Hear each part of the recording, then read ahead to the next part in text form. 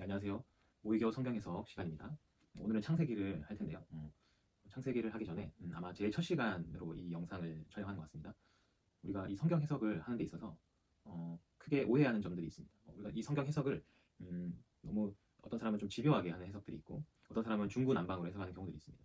해석에 있어서 이 거시적 해석과 미시적 해석이 있는데 이 거시적 해석은 이 창세기 한 권을 통해서도 이 성경이라는 이 진리의 큰 줄기, 곧 예수 그리스도를 통한 인류의 구원이라는 이 대주제로 나아가는, 그래서 우리 신학적 용어로 통전적이라고 하는데 이 통전적으로 꿰뚫는 이 부분들이 또한 있습니다. 그래서 약간 큰 그림에 대한 해석들이죠.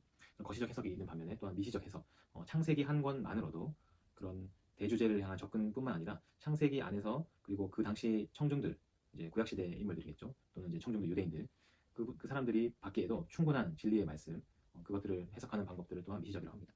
그래서 쉽게 말해서 이제 큰 그림으로 이제 접근해야 되는 부분이 있고 또한 좁은 그림으로 접근해서 해석해야 되는 부분들이 있습니다. 그래서 이러한 이제 거시적 미시적 해석을 통해서 좀 더 우리가 이 해석을 바르게 하는 방법들이 있는데 오늘은 이 창세기를 통해서 좀 더 성경 해석에 대해서 쉽게 좀 접근하고자 합니다. 그래서 약간 강의식으로 진행이 될 겁니다. 그래서 주무실 때 들어도 좋고 조용한 시간이나 뭐 심지어는 설거지를 하다가도 들을 수 있을 정도로 그렇게 쉽게 좀 우리가 접근해 나가면서 오늘 이 시간 창세기부터 한번 시작해 보도록 하겠습니다.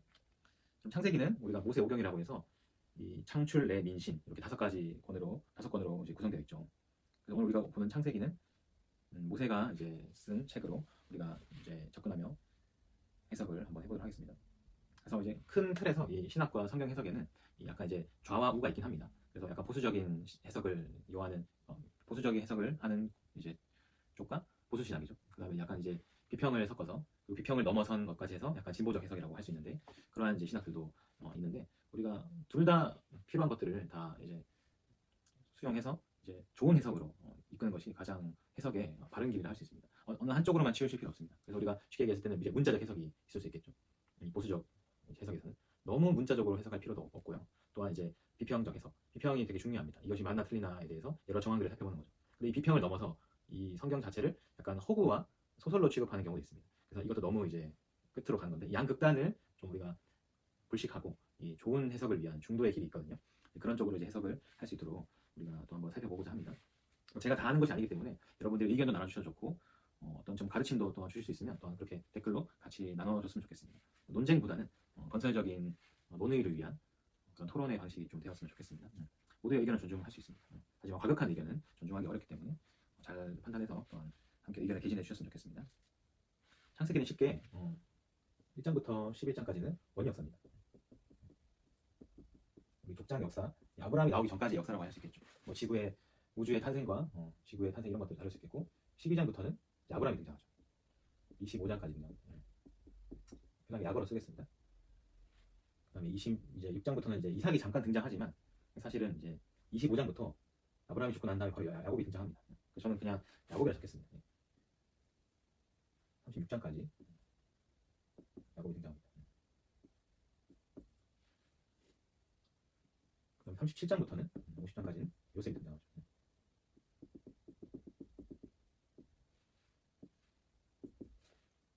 쉽게 이렇게 그냥 뭐 생각하시면 될 것 같습니다. 네 부분을 나뉜다 보시면 되고 원역사 이후에는 그냥 족장 역사입니다. 이걸로 그냥 족장사라고 이제 얘기할 수 있는 부분입니다. 원역사를 우리 한번 살펴보고자 합니다. 1장부터 11장은 성경을 좀 읽으면서 하겠습니다. 여러분 성경책 같이 한번 펴시면 좋겠고요. 제가 중요하다 하는 부분들 아마 이렇게 표시하면서 말씀드릴 것입니다. 중요하다는 부분은 뭐 형광펜으로 색칠해 주셔도 좋고 볼펜으로 칠해 주셔도 좋습니다. 자, 1장입니다. 1장은 천지창조죠. 천지창조인데 우리가 다 잘 아는 내용입니다. 그래서 뭐 첫째 날은 빛이 있었고 둘째 날은 이제 궁창, 셋째 날은 뭐 물, 그리고 바다. 그중에 바다가 먼저 있었고 그 다음에 이제 넷째 날부터는 이제 광명체 이런 것들이 이제 생겨납니다. 그래서 사실 뭐 되게 막 1장 1절로도 뭔가 설교를 하시고 하시는데 저는 여기서 더 크게 나올 건 없다고 보고요. 너무 장황해서 설교를 할 필요 없습니다. 사실. 그래서 우리가 좀 스킵할 수 있고 지나갈 수 있고 지나간다는 표현이 좀 그렇지만 1절은 1절로 딱 끝나고 다음으로 나가는 게 좋습니다. 1절에 대한 너무 많은 큰 의미를 줄 필요는 없습니다. 천지창조만큼 뭐 더 이상의 의미가 필요 없겠죠. 얼마나 큰 의미가 있겠습니까? 그래서 너무 이렇게 과대 해석할 필요는 없고요. 유대인들이 생각하는 이 천지창조의 개념에 대해서 모세를 통하여서 이러한 이제 인식들을 가지고 있었구나 그렇게 접근하시는 게 좋습니다. 1장은 천지창조인데 22절 보시면 하나님이 그들에게 복을 주시며 생육하여 변성하여 여러 바닷물에 충만하라 돼 있죠. 이 부분 중요합니다.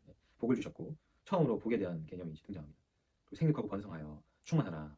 이 개념들 생육, 번성, 충만 이런 개념들이 이 창세기에서 주류를 이루고요.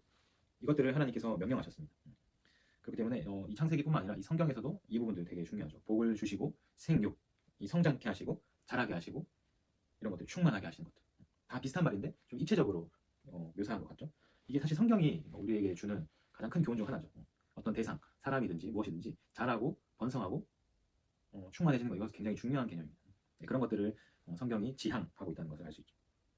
그래서 28절에도 그런 부분이 나오죠. 우리가 유명한 말씀이죠. 복을 주시며 생육하고 번성하여 땅에 충만하라, 땅을 정복하라, 새와 땅에 움직이는 모든 생물을 다스리라 말씀하십니다. 이런 부분들 성경에서 앞으로 계속 나옵니다. 그럴 때마다 굉장히 반복되는 표현들이 사실 중요하다는 것을 말합니다. 중요한 대목이고 26, 27, 28절 보시면 특별히 이 세 절을 가지고 우리가 이제 삼일체에 대한 근원적 구절이라고 할 때 특별히 26절을 좀 많이 강조합니다. 그래서 우리라는 이제 이 복수형을 넣었는데 사실 이 명사 자체는 이게 단수로 이제 표현되는 부분들이 있는데 그것을 신적 복수라고 해서 우리라는 표현을 그렇게 씁니다. 그래서 우리의 형상을 따라 우리의 모양대로 우리가 사람을 만들 거라는 표현이 있죠. 이 부분들 그래서 이제 삼위일체 되시는 하나님께서 이제 우리라는 표현을 통해서 어떤 한 부분 이렇게 한 사람 그러니까 하나님 한 분만 이 창조사에게 참여한 것이 아니라 이 삼위일체 하나님께서 우리의 형상과 우리의 모양대로 우리가 사람을 만들어서 다스리게 하자라고 말씀하십니다. 그리고 그 사람에게 27절 같이 창조하셨죠. 사람 남자 여자를 창조하시고 복을 주셨고 그렇게 생육 번성 충만 정복까지 맡기셨습니다. 그리고 이제 29절 같이 모든 나무를 주셨고 모든 채소와 모든 씨 맺는 열매 채소들을 먹을 거리가 되게 해주셨습니다. 그래서 모든 것을 다 주셨죠. 31절 같이 모든 것을 보시기 심히 좋았더라 라고 마치면서 여섯째 날까지의 사역이 이제 종결됩니다. 천지창조를 우리가 너무너무 잘 알고 있는 부분이고 여기서 특별히 이제 1장과 2절을 통해서 우리가 1장과 2장을 이제 통해서 알 수 있는 것은 제가 2장까지 하지 않았지만 뭐냐면 바로 신적 대리자를 세웠다는 뜻입니다. 그래서 여기서 이제 많은 논쟁 부분들이 있죠. 천지창조에서부터 이미 예를 들면 이것을 이제 날짜로 환산했을 때 이 창세기의 역사적 기록들을 보면 대략 한 6,000년 정도가 나옵니다. 그럼 지구의 나이가 6,000년이냐? 그렇게 주장하는 분들은 젊은 지구론자라고 얘기하고 그렇지 않고 우리가 이제 그 탄소연 연대 측정 방법 이런 것 같이 과학적 측정을 통해서 지구의 나이가 수억 년이잖아요. 그렇게 표현하고 있으면 약간 오래된 지구론이라고 얘기하는데 저는 성경이 어떤 과학적 사실에 대해서 응답하는 책으로 해석하면 안 된다고 생각합니다. 그것은 성경이 말하는 목적이 아니라 결국 창세기가 그 당시 청중들에게 주고자 하는 메시지가 있다. 하나님이 모세를 통해서 그 당시 청중들 이스라엘이겠죠. 그 당시 청중들이라고 하면 이제 막 출애굽한 이제 백성들일 건데 그 당시 이제 출애굽을 통해서 이제 모세오경이 이제 지어졌으니까요. 그러니까 결국 이제 이스라엘 백성들이 출애굽 또는 약간 좀 더 이제 비평적인 해석으로서는 나중에 이스라엘이 포로기 시절에 바벨론 포로기 시절에 다시금 이제 이스라엘의 건국을 위해서 함께 모여서 말씀을 이제 만든 부분들까지도 길게 보면 이제 그런 연대 해석도 가능하거든요. 우리가 좀 넓게 보는 거거든요. 그래서 모세 거의 BC 2000년대 사람들에게 주어진 말씀이나 BC 500년대 이제 이 이스라엘 멸망쯤에 주어졌던 말씀이나 사실 청중은 거의 비슷비슷합니다. 연차는 한 100, 1500년대 나겠지만 청중은 비슷하고 결국은 이 청중들에게 주고자 하는 메시지가 있단 말이죠. 그 메시지가 무엇인지 그러니까 원래 해석에서 중요한 거는 이제 이 저자와 화자도 중요하지만 청중도 중요합니다. 두 번째로 중요한 사람이 것이 청중이에요. 누가 듣고 있냐 그리고 어떤 상황에 처해져 있는 사람들이 듣고 있냐 이게 또한 해석에서 굉장히 중요한 역할을 합니다. 지금 보신 것처럼 그 사람들이 이제 일단 나라를 공통점이 있어요. 이 출애굽이나 바벨론 포로나 일단 나라가 없습니다. 나라가 없고 그들이 도대체 어디서부터 왔는지 그 기원에 대한 설명이 필요한 거예요. 그러니까 이 기원에 대한 설명을 하기 위해서는 천지창조의 내력부터 시작을 해야 되는 거죠.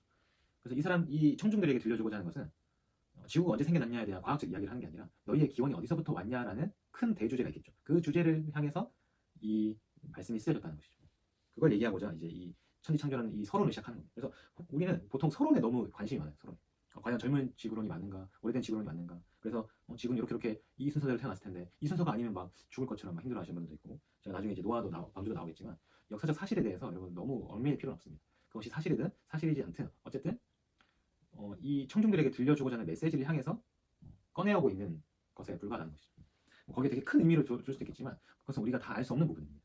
그래서 그걸 다 알 수 없는 미지의 영역은 미지의 영역에 맡겨두고 그것을 발견하는 이제 은혜랄까요? 그런 것으로 이제 우리가 이 일생을 살아가면서 소소하게 들려오는 것이라고 저는 볼 수 있고요. 그것을 발견하지 못했다고 해서 진리가 없어지는 것은 아니지 않습니까? 이미 진리는 선포되었죠. 그러면 그 선포된 진리에 초점을 맞춰서 성경을 맞춰서 해석하는 것이 중요하겠죠. 그래서 우리가 뭔가 잊지도 않고 또한 크게 중요하지 않은 것에 해석에 너무 열을 낼 필요는 없습니다. 중요한 건 1장, 2장은 왜 얘기했냐면 신적 대리자에 대한 부분을 설명하고자 하는 거예요. 그래서 혹여나 그렇게 얘기하죠. 사람들. 아담이 인류의 기원인가? 그렇게 얘기하기도 합니다. 그러니까 그것도 이다 아니다를 지금 여기서 논할 수는 없습니다. 너무 복잡한 문제이기 때문에. 성경이 말하고자 하는 것은 그게 아니라 하나님이 신적 대리자를 통해서 자신의 창조 섭리를 전수해줬다는 거예요. 그래서 결국은 이제 이 성경, 이 예수 그리스도의 오심도 마찬가지지만 결국 그 한 사람 예수 그리스도를 통하여서 모든 인류를 계속하잖아요. 그러한 하나님의 대리자로서의 역할들을 가지고 있다면 이 구약에서도 이 아담, 그 아담 한 사람을 통해서 하나님이 이제 행하시고자 하는 것이 있다라는 것이죠. 그래서 이 흔히 우리가 이제 신약의 예수 그리스도를 구약의 아담과 많이 비교를 하게 되죠. 그런 면에서 이 성경의 통전성, 이 거시적 측면에서는 이게 굉장히 좋은 해석이 될 수 있겠다 보시면 되겠죠. 어쨌든 이 사람을 만들었는데 그 사람에게 많은 것을 허락해 주셨다는 것이죠. 그리고 2장을 보시면 좀 길었는데 좀 빨리빨리 넘어가겠습니다. 2장을 보시면 이제 일곱째 날에 안식하시면서 그 날을 복되게 만드십니다. 그리고 거룩하게 구별하시죠. 왜냐 안식하셨기 때문이죠. 결국 이 사람에게 쉰다는 개념을 하나님이 이 첫 서두에 딱 얘기하시는 거예요. 그래서 쉼, 평안 이것은 성경에서 굉장히 중요한 주제입니다. 사람에게 쉼을 주셨다는 부분. 하나님이 쉬셨기 때문에 마땅히 너희들도 쉴 수 있게끔 그렇게 설정이 되게 되는 거죠. 그래서 2장 7절 보시면 생기를 불어넣어 생명이 되었다. 그래서 이 사람이 단순히 이 뭐 아담이라는 뜻이 이제 흙이란 뜻, 먼지란 뜻도 있거든요. 단순히 이제 어떤 물체에 불과한 게 아니라 호흡, 생기를 불어줬다 이렇게 얘기하는 거죠. 호흡을 이제 불어넣었다 얘기하는 거죠. 그리고 2장 8절에 에덴 동산이라는 곳에서 9절과 같이 생명나무와 선악을 알게 한 나무를 주셔서 이것도 이제 하나의 설정이죠. 생명나무는 영생할 수 있게끔 하는 것이고 선악을 알게 한 나무도 있다. 이게 어떤 일을 하는지 우리는 나중에 다 알고 있죠. 자, 그러면 17절, 16, 17절에 보면 이제 하나님이 명하시기를 동산 각종 나무 열매는 네가 임의로 먹되 선악을 알게 하는 나무 열매는 먹지 말라 말씀하시죠. 네가 먹는 날에는 반드시 죽으리라 말씀하십니다. 그리고 혼자 사는 것이 좋지 않으니까 18절과 같이 돕는 배필을 주셔서 그게 이제 하와였죠. 그리고 19절 보시면 저는 이 19절 좀 중요하다고 생각합니다. 하나님이 이제 흑으로 각종 들짐승과 공중의 각종 새를 지으시고 아담이 무엇이라고 부르나 보시려고 그것들을 그에게로 이끌어 가시니 아담이 각 생물을 부르는 것이 곧 그 이름이 되었다는 얘기죠. 자 보세요 여러분. 여러분이 만약에 어떤 뭐 창업을 하든지 발명을 한다고 칩시다. 물건이나 어떤 것을 만들었는데 그 이름을 누가 짓겠습니까? 본인이 짓겠죠. 본인이 그 이름을 지어야 합니다. 왜냐? 본인이 만들었으니까. 그런데 오늘 여기 보시면 누가 이름을 짓습니까? 하나님이 지은 그 들짐승과 각종 새들을 아담이 이름을 짓게 합니다. 그러니까 결국에는 이 신적 대리자가 아담이라는 것이죠. 그래서 이 권한, 창조에 대한 창조를 하시고 그 섭리를 누구에게 맡기셨냐? 이 사람에게 맡기셨다는 겁니다. 그 메시지가 중요하다. 그러니까 다른 거는 격가지예요. 격가지에 너무 집중할 필요 없습니다. 주된 것이 뭐냐면 이 바로 신적 대리자를 통한 인류의 구원 계획, 곧 생육하고 번성하여 땅에 충만하고 땅을 정복하고 다스리라 이런 문화 명령이라고 하는데 이런 것들을 아담에게 주었다. 사람에게 주었다. 그리고 그 아담이 이름 지어서 부르는 곳이 곧 그 이름이 되었다는 거예요.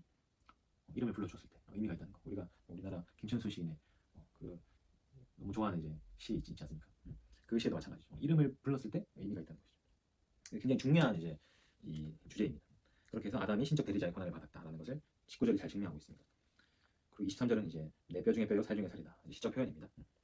그렇게 해서 이제 여자를 주셨다. 여러분 이제 이것이 이제 우리가 한글로 보면 잘 모르지만 이제 이 원어 히브리어나 이제 신약 헬라어고 원어로 보시면 이제 어떤 이게 표현인지 나옵니다. 반복되고 이제 그 지금은 장절의 구분이 있지만 원래 성경에 장절의 구분이 없습니다. 근데 이것만 따로 이제 반복되면서 이 운율적인 시적인 표현에 이제 문장들이 들어가 있거든요. 그래서 원어를 보면 이제 알 수 있는 부분이기 때문에 이것은 이제 문학적인 표현 중 하나입니다. 그래서 시라고 우리가 주로 표현하는데 그래서 시적인 표현입니다. 그래서 아담을 깊이 잠들게 해서 갈비뼈를 이제 취하여서 그 여자를 만들었다는 것은 이런 이제 시적인 표현이죠. 그러면 실제로 우리가 갈비살을 빼서 만들었으면 우스갯소리로 남자는 갈비뼈 하나 없다 이렇게 얘기하잖아요. 그렇지 않잖아요. 그래서 그런 것처럼 이제 시적으로 표현한 부분들을 시적으로 이제 이해를 해주면 좋고 나는 죽어도 문자로 이해하겠다 하시는 분 사실은 그렇게 하셔도 상관없는데 그걸 너무 맹신할 필요는 없습니다. 그냥 아까도 얘기했듯이 진짜 대주제를 향해서 우리가 해석을 해야 된다는 거. 그거를 잘 인지하시면 됩니다.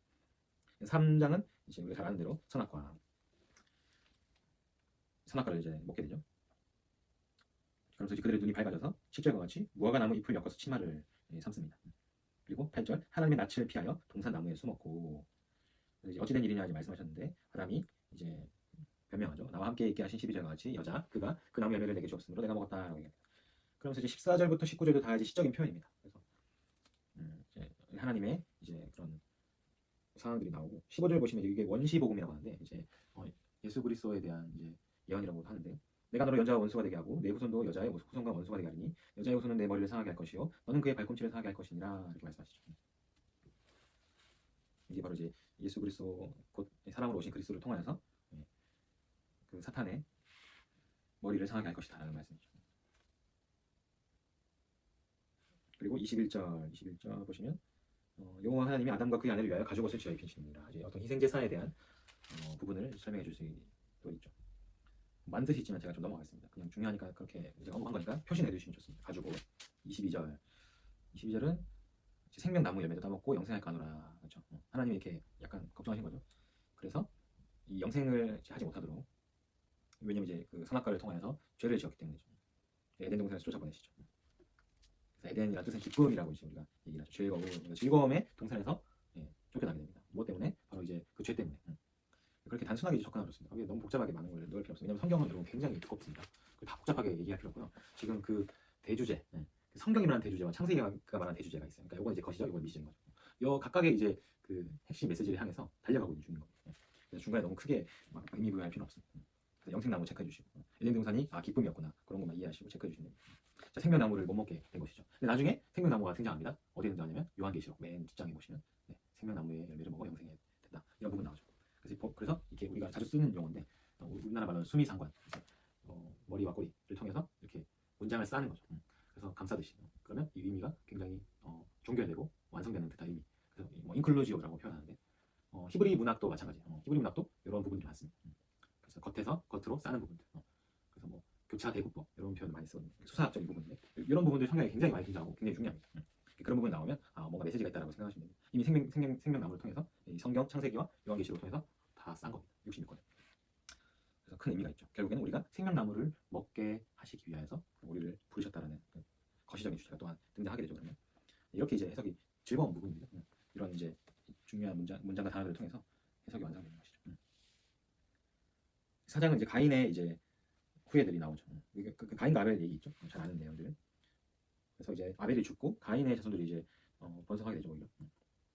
그런데 25절 보시면 아담이 셋을 지었어요. 셋이라는 이제 다시 셋째를 낳게 됩니다. 그러면서 이제 4장은 이제 그렇게 끝나게 되고, 이제 아담의 계보가 또 시작됩니다. 그래서 창세기는 이 족보, 계보 여기 많이 등장해요. 족보가 등장합니다. 이제 족장 문화였기 때문에 이제 족보가 굉장히 중요합니다. 우리도 뭐 조선시대 때만 해도 족보가 굉장히 중요했죠. 그래서 이제 계보가 나올 때마다 새로운 인물이 등장한다라고 생각하십니다. 새로운. 그래서 아담의 계보를 쭉 적습니다. 그래서 뭐 메세 누가 낳고 이렇게 쭉 나오죠. 그래서 새로운 인물, 자 누가 나오냐? 5장 29절 노아가 나오죠. 노아의 뜻은, 이름의 뜻은 안식, 휴식이다. 그래서 노아라 29절 보시면 이름을 노아라 하여 이르되 하고 뒤 하반절에 이 아들이 아니하리라. 수고롭게 일하는 우리를 이 아들이 아니하리라는 뜻의 이름이죠. 그래서 이제 이 성경은 문학적인 기법을 통해서 우리에게 내려온 책입니다. 그렇기 때문에 우리가 이야기를 볼 때도 이름이 중요하잖아요. 맞죠? 이름. 그 사람의 이름에 성격이 나와 있습니다. 그 이야기의 어떤 동선이랄까요? 복선도 해당되고, 그 두 가지 다 이름을 통해서 많이 전개가 됩니다. 그래서 노아라는 뜻, 이제 안이하다, 휴식하다, 휴식이라는 뜻입니다. 그래서 족보가 나온 다음에 중요한 인물이 나왔죠. 노아. 6장 이제 노아에 대한 이제 이야기를 하기 위해서 3절 여호와께서 이르시되 나의 영이 영원히 사람과 함께하지 아니하리니 이는 그들이 육신이 됨이라. 어떤 이제 죄인의 행동들을 한다라는 그런 표현을 이제 얘기하고 있는 거죠. 그래서 그들의 날이 120년이 되었다. 그 전까지는 되게 오래 살았어요. 근데 이제 그들이 이제 하나님과 함께하지 않으니까 이제 수명이 짧아졌습니다. 120년. 이것도 이제 이런 대조를 통해서 이제 나타내고자 하는 바가 있겠죠. 그리고 하나님이 5, 6절 보시면 여호와께서 사람의 죄악이 세상에 가득한가 그의 마음을 생각하는 모든 계획이 항상 악할 뿐임을 보시고 땅에 사람 지으셨음을 한탄하사 마음에 근심하셨다 했죠. 그래서 이 하나님의 근심을 이 9절 8, 6절 9절 노아는 여호와께 은혜를 입었더라. 그러나 이것이 노아의 조건이라 노아는 의인이요 당대의 완전한 자라 하나님과 동행하였다. 이런 사람 많이 없잖아요. 노아나 그다음에 이제 그 하늘로 올라간 에녹 이 정도 등장하죠. 그래서 이제 노아 이야기. 전 창세기뿐만 아니라 성경에서 그 내러티브라는 용어를 자주 쓸 겁니다. 그 이야기라는 뜻이에요. 그래서 이야기, 이 내러티브를 통해서 지금 이제 노아 내러티브가 나온 거죠. 노아 이야기. 노아 이야기를 통해서 무엇을 전달해 주실까 하는 그걸 지금 찾아보는 겁니다. 그래서 그 성경을 큼직큼직하게 접근해야 됩니다. 제가 이제 계속 강조할 텐데 이런 부분들을 우리는 너무 성경을 협소적으로 봤어요. 쉽게 말하면 미시적으로만 봤는데 이 미시적인 것도 해석을 잘 쓰면 좋았을 텐데 그냥 약간 너무 중구난방해서. 그래서 우리가 이단을 이제 욕하지만 이단에 왜 빠지냐면 우리가 해석하는 것도 이단이랑 똑같이 해석하기 때문에 이단에 빠지기 쉬운 겁니다. 왜냐면 이 해석이랑 우리 교회 해석이랑 비슷하니까. 그게 그건 줄 알아요. 그런데 그렇지 않다는 걸 지금 좀 더 보여주고자 합니다. 그래서 이제 노아 이야기가 등장합니다. 이 이야기가 무엇을 가리키는지 한번 찾아보겠습니다. 자, 18절. 자, 그러나 너와는 내가 내 언약을 세우리니 너는 네 아들들과 네 아내와 네 며느리들과 함께 그 방주로 들어가고 20절 같이 종류대로 생명을 보존하게 해라 라고 하십니다. 자, 언약을 세운다. 이 언약을 체크해 주시고 이제부터 이제 언약에 대한 약속이라고 할게요. 쉽게 얘기하면 약속을 하나님이 계속 뭔가 이렇게 약속하세요. 근데 그 약속을 어떻게 하시냐, 어떻게 지키시는지 한번 쭉 보셔야 된다는 거죠. 결국 성경은 약속을 시작해서 약속으로 끝나는 건데 누가 이 약속을 항상 지키십니까? 네, 하나님이 지키시는 거죠. 그럼 반대로 누가 약속을 계속 깨뜨리는 거죠? 네, 사람이 계속 깨뜨리는 거죠. 그런 주제로도 연결됩니다. 그래서 언약을 이제 약속을 세우십니다. 노아랑 약속을 하시고 이제 7장이면 이제 4절 보시면 지금부터 7일이면 40주야를 비를 내리십니다. 그래서 모든 생물을 지면에서 쓸어버리신다 합니다. 그리고 6절에 노아가 600세고 이제 11절 보시면 이제 600세가 되던 해의 둘째 달 그달 열일의 날 17일 깊은 그날에 큰 기품의 샘들이 터지며 하늘의 창문이 열려 40주야 비가 쏟아졌다. 이제 우리가 잘 알고 있는 노아 홍수가 일어나죠. 그래서 자세한 것들은 이제 뭐 제가 따로 살피지 않겠습니다. 24절 7장 24절 물이 150일 넘쳤더라. 그래서 옆에 여러분 성경에 150일이면 이렇게 숫자로 적어주시면 좋아요. 그러면 우리가 흔히 말하는 가독성. 결국 여러분 성경 읽는 것은 가독성이 뛰어날수록 이해를 빨리 합니다. 지금 제 성경책은 보시면 여백이 있습니다. 좀. 여백이 좀 있죠. 여백이 좀 있는데 그래서 뭔가 쓰기도 좋고 이제 참고하기도 편합니다. 근데 사실 성경에 여백이 없는 책들은 사실 가독성이 좋지 않은 책이에요. 그거는 그냥 빨리 읽고 빨리 머릿속에 그냥 기억하고 뭔가 큼직큼직한 것들로 이제 기억하기 좋은 책들이고 뭔가 이렇게 집중해서 보려면 사실 이렇게 여백이 있는 성경책이 하나씩 있어야 돼요. 성경책 여러 권 좀 있어야 될 필요가 있습니다. 어쨌든 네, 8장 그래서 이 방주가 어디에 머물렀는지 쭉 얘기합니다. 그 다음에 17절 네, 여기서 이제 방주에서 나옵니다. 나오면서 모든 혈육 있는 17절 너와 함께한 모든 혈육 있는 생물 곧 새와 가축과 땅에 기는 모든 것이 다 이끌어내라. 이것들이 땅에서 생육하고 땅에서 번성하리라 하시네. 생육하고 번성 또 등장하죠. 중요한 말이고 인간에게 생육과 번성에 대한 메시지를 계속 주고 계신다는 것을 볼 수 있습니다. 20절 노아가 여호와께 제단을 쌓습니다. 그리고 모든 정결한 짐승과 모든 정결한 새 중에서 제물을 취하여 번제로 제단에 드렸더니 사실 이제 제사법이 등장하기 이전에 이미 노아가 제사라는 제도를 통해서 하나님께 영광을 돌리고 있죠. 그리고 21절은 여호와께서 그 향기를 받으셨다 되어 있습니다. 그 중심에 이르시되 내가 다시는 사람으로 말미암아 땅을 저주하지 아니하리니 이는 사람의 마음이 계획하는 바가 어려서부터 악함이라. 성악설이라고 할까요? 내가 전에 한 것 같이 모든 생물을 다시 멸하지 아니하리니 이렇게 말씀하시죠. 그리고 22절 땅이 있을 동안에는 심음과 거둠과 추위와 더위와 여름과 겨울과 낮과 밤이 쉬지 아니하리라. 어떤 뭐 일단 자연 세계에 대한 일상적인 섭리들을 얘기하시죠. 그리고 9장 이제 노아 아들들에게 1절에 복을 주시며 이르시되 생육하고 번성한 땅에 충만하라 또 등장하죠. 그러면서 이제 3절에 모든 동물은 이제 너희 먹을 것이 될지라 채소같이 내가 이것을 너에게 주노니 4절 그러나 고기를 그 생명되는 핏째 먹지 말 것이라 5절 피 곧 너희의 생명의 피를 사시리니 그래서 이제 피에 대한 약간 이제 거룩 구별을 나타냅니다. 처음으로. 그래서 이게 나중에 결국에는 이제 피로써 속죄하는 부분들 제사법 가면 나옵니다. 이게 하나의 원리예요. 그리고 이미 세팅된 설정입니다. 피로써 갚을 수 있는 거예요. 피로써 그 속죄는. 그렇기 때문에 동물들을 우리가 먹을 수 있지만 그 피를 약간 이제 구별하죠. 그래서 그 피를 너무 이렇게 쉽게 생각하지 말라는 뜻을 이제 가져주는데 그렇다고 해서 뭔가 우리가 피를 뭔가 모시고 살라 이런 게 아니라 왜 그거를 말하는지를 이런 본문을 통해서 생각해 보는 거죠. 왜 피를 구별하셨을까? 나중에 예수님께서 물과 피를 다 쏟으시잖아요. 그런 부분들. 그래서 그 피를 쏟음으로써 말미암아 속죄가 일어난다라는 그 고대 근동에서부터 흘러나오는 원리를 이 나중에 신약에서 예수님이 오셨을 때 그것이 성취되는가. 그것이 이제 오실 그리스도에 대한 약속들을 쭉쭉쭉 구약에서 이렇게 막 심어 넣습니다. 그럼 나중에 열매는 어디서 거둬집니까? 이 신약에서 예수님 그대로 행하시니까. 그러니까 이것을 보고 이 사람이 그리스도구나라는 사실을 깨닫게 하기 위해서 장치를 막 심어 놓는다고 생각하십니다. 6절에 자기 형상대로 사람을 지으셨음이니라. 됐죠? 7절에 너희는 생육하고 번성할 땅에 가득하여 그대로 있고 11절에 내가 너희와 언약을 세우리니 다시는 모든 생물을 홍수로 멸하지 아니할 것이라 땅을 멸할 홍수가 다시 있지 아니하리라. 그래서 그 증거를 뭘로 얻었냐면 13절과 같이 무지개 내가 내 무지개를 구름 속에 두었나니 이것이 나와 세상 사이의 언약의 증거니라. 그래서 이제 이 언약을 이제 맺으셨고 노아랑 그 언약의 내용이 뭐예요? 내가 다시는 멸하지 않겠다는 거예요. 모든 생물 물론 이제 홍수라는 표현이 있지만 어쨌든 멸하지 않겠다는 게 이제 핵심이죠. 이게 언약의 내용이에요. 멸하지 않겠다. 이게 하나님의 본 뜻은 이거라는 뜻이죠. 근데 이제 그거를 어떻게 항상 확신하냐면 무지개를 통해서 항상 확신을 하는 거예요.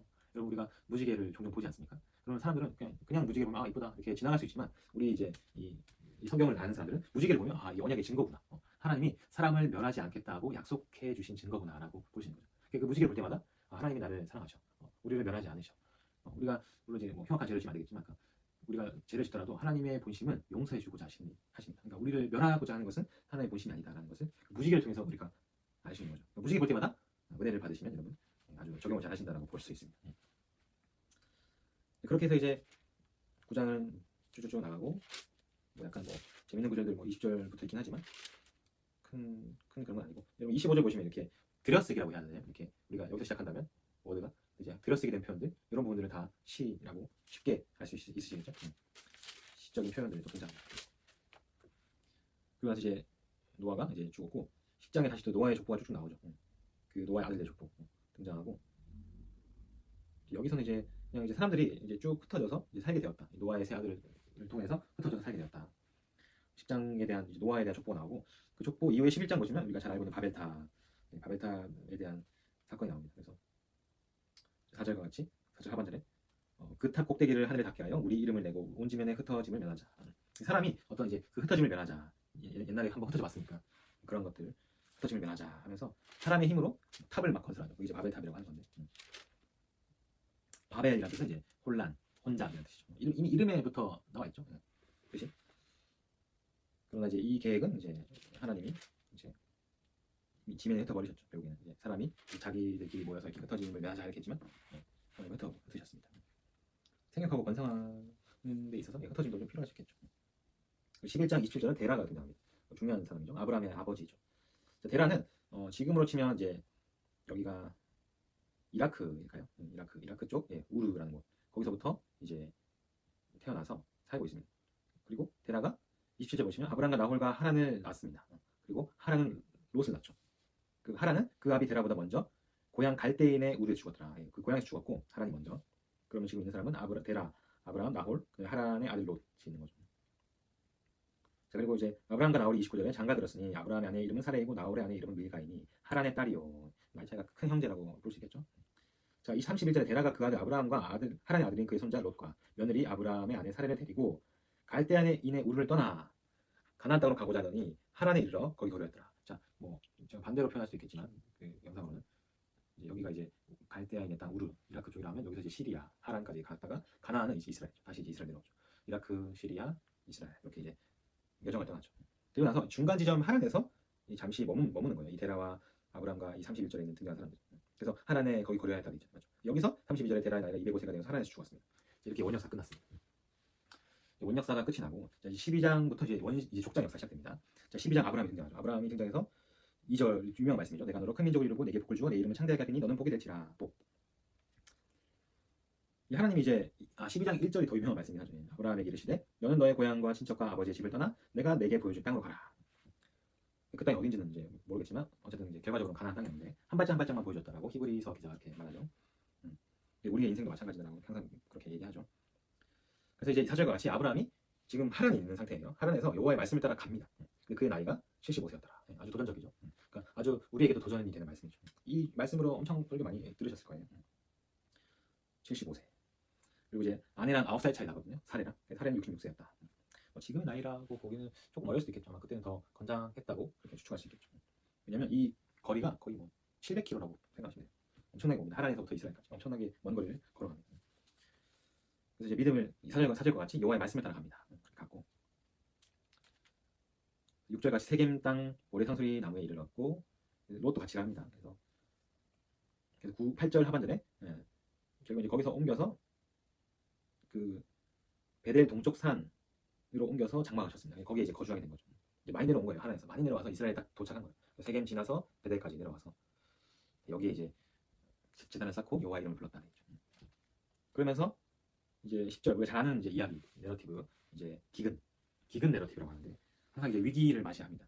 근데 위기 때마다 좀 되게 엉성하게 대처합니다. 자, 기근이 들었는데 자, 아브라함이 애굽에 거류하려고 그리로 내려갔어요. 애굽 이집트죠. 이미 베델에서부터 이집트까지 또 엄청 멀리 갔죠. 결국 이제 하나님이 이제 가라고 한 땅은 뭐 방금 이제 8절에 제단을 쌓고 여호와 이름을 불렀으면 베델까지였겠죠. 근데 여기에 베델에 기근이 들었으니까 애굽으로 간 겁니다. 애굽으로. 그러니까 이게 믿음의 말로 한 발짝 걸었는데 다시 이 사람의 생각으로 이집트까지 갔다. 뭐 이런 설교 많이 하죠. 그래서 어쨌든 이제 애굽으로 갔습니다. 하지만 애굽에서 우리가 잘 아는 대로 아내를 누이라고 속여서 보통 이제 거기서 이제 아내가 이제 너무 아름다우면 자기가 죽임을 당하고 아내를 빼앗길까봐 겁이 나서 이제 거짓말을 했다는 거죠. 누이라 속였다. 이런 부분이 또 한 번 더 등장하고 또 그의 아들들도 똑같이 합니다. 그래서 거기서도 이제 어떤 이제 뜻이 있긴 합니다. 어쨌든 이 내러티브가 잘 알고 있는 내러티브고 결국엔 하나님이 다시 불러주셨죠. 13장 보시면 아브라함이 애굽에서 그와 그의 아내와 모든 소유와 롯과 함께 네게브로 올라왔어요. 애굽에서 네게브 다시 올라온 겁니다. 근데 아브라함이 가축과 은과 금이 풍부해집니다. 그 기근을 맞아서 이집트 내려갔는데 이집트에서 오히려 부자가 돼서 올랐어요. 특이한 케이스죠. 그래서 3절과 같이 네게부에서부터 길을 떠나 베델에 다시 이르렀습니다. 처음으로 제단을 쌓은 곳이죠. 3절과 같이. 그가 거기서 여호와 이름을 불렀다. 여호와 이름을 불렀다. 두 번 등장하죠. 아까 13장 8절이나 12장 8절이나 13장 4절 두 번 등장. 그리고 우리 잘 아는 말씀 소돔이 등장하죠. 여기 13장 13절 보시면 소돔 사람은 여호와 앞에 악하며 큰 죄인이다 등장하고 18절에 아브라함이 장막을 옮겨 헤브론에 있는 마므레 산소리 수풀에 거주하며 거기서 여호와를 위하여 제단을 쌓았다. 다시 또 헤브론이라는 곳으로 내려갑니다. 베델에서 다시 헤브론으로 내려. 14장 이제 우리가 잘 아는 아브라함의 훈련된 318명 14절에 나옵니다. 14장 14절에 318명과 이제 그 당시 이제 그 어디죠? 그 14장 1절 2절 보시면 이제 신할 왕의 연합군과 소돔 왕의 연합군이 싸워요. 싸우는데 그 사이에 이제 롯이 껴 있는 거죠. 그래서 아브라함이 조카가 사로잡힘을 이제 듣고 13절 14절 보시면 그래서 14절 하반절에 집에서 길리고 훈련된 자 318명을 거느리고 단까지 올라가서 쫓아가가지고 이제 롯과 그의 재물과 그의 부녀와 친척을 다 찾아왔더라. 16절 찾아왔죠. 17절에 보니까 아브라함이 그돌라오멜과 그 함께 왕들을 쳐부수고 돌아올 때 소돔 왕이 시외 골짜기 곧 왕의 골짜기로 나와 그를 영접하고 살렘 왕 멜기세덱이 떡과 포도주를 가지고 나왔으니 그는 지극히 높으신 하나님의 제사장이었더라. 이 부분 좀 특이한 부분이죠. 멜기세덱이라는 사람이 등장하는데 나중에 이제 히브리서 신약에 가면 히브리서에 이 사람 자주 등장하죠. 그래서 뭐 누군가가 추대한 내용도 없고 갑자기 등장해요. 갑자기 멜기세덱이라는 사람이 등장합니다. 여기 살렘 왕은 뭐 평안의 왕 샬롬이죠. 평안의 왕 멜기세덱이라는 뜻입니다. 이 당시 이제 예루살렘을 얘기합니다. 살렘은 예루살렘의 이제 그 당시 왕이었던 멜기세덱. 근데 왕이자 그리고 제사장의 역할도 했던 좀 특이한 사람이죠. 근데 이제 이게 나중에 예수 그리스도가 이제 여기 이제 비견해서 설명이 막 이루어지죠. 그래서 아브라함이 이 멜기세덱에게 그 10의 1조를 줍니다. 여기서 처음으로 등장하는 부분입니다. 20절 10분의 1을 멜기세덱에게 줬다라고 했죠. 나중에 뭐 11조 얘기를 할 텐데 성경에서 처음 등장한 부분 여기고요. 성경에서 처음 나온 건 아닙니다. 원래 세금 고대 근동지방 여기서 말하는 고대 근동은 이제 이스라엘 근방을 다 학문적으로 이제 고대 근동이라고 합니다. 왜냐면 유럽에서 가까운 동쪽이라고 얘기하기 때문에 고대 근동이라고 합니다. 그래서 이제 세금에 대한 개념이 있었습니다. 어쨌든 10분의 1을 멜기세덱에게 줍니다. 아브라함. 그래서 이제 거기서 처음 이제 기원한 겁니다. 이제 성경적으로는.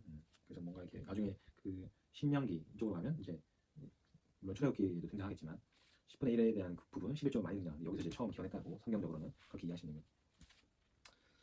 그렇고 그다음 15장부터 이제 하나님이 이제 아브라함과 언약하는 장면이 나옵니다. 아브라함아 두려워하지 말라 나는 내 방패요 지극히 큰 상급이다. 15장 1절 언약 체결을 이럽니다. 언약 체결.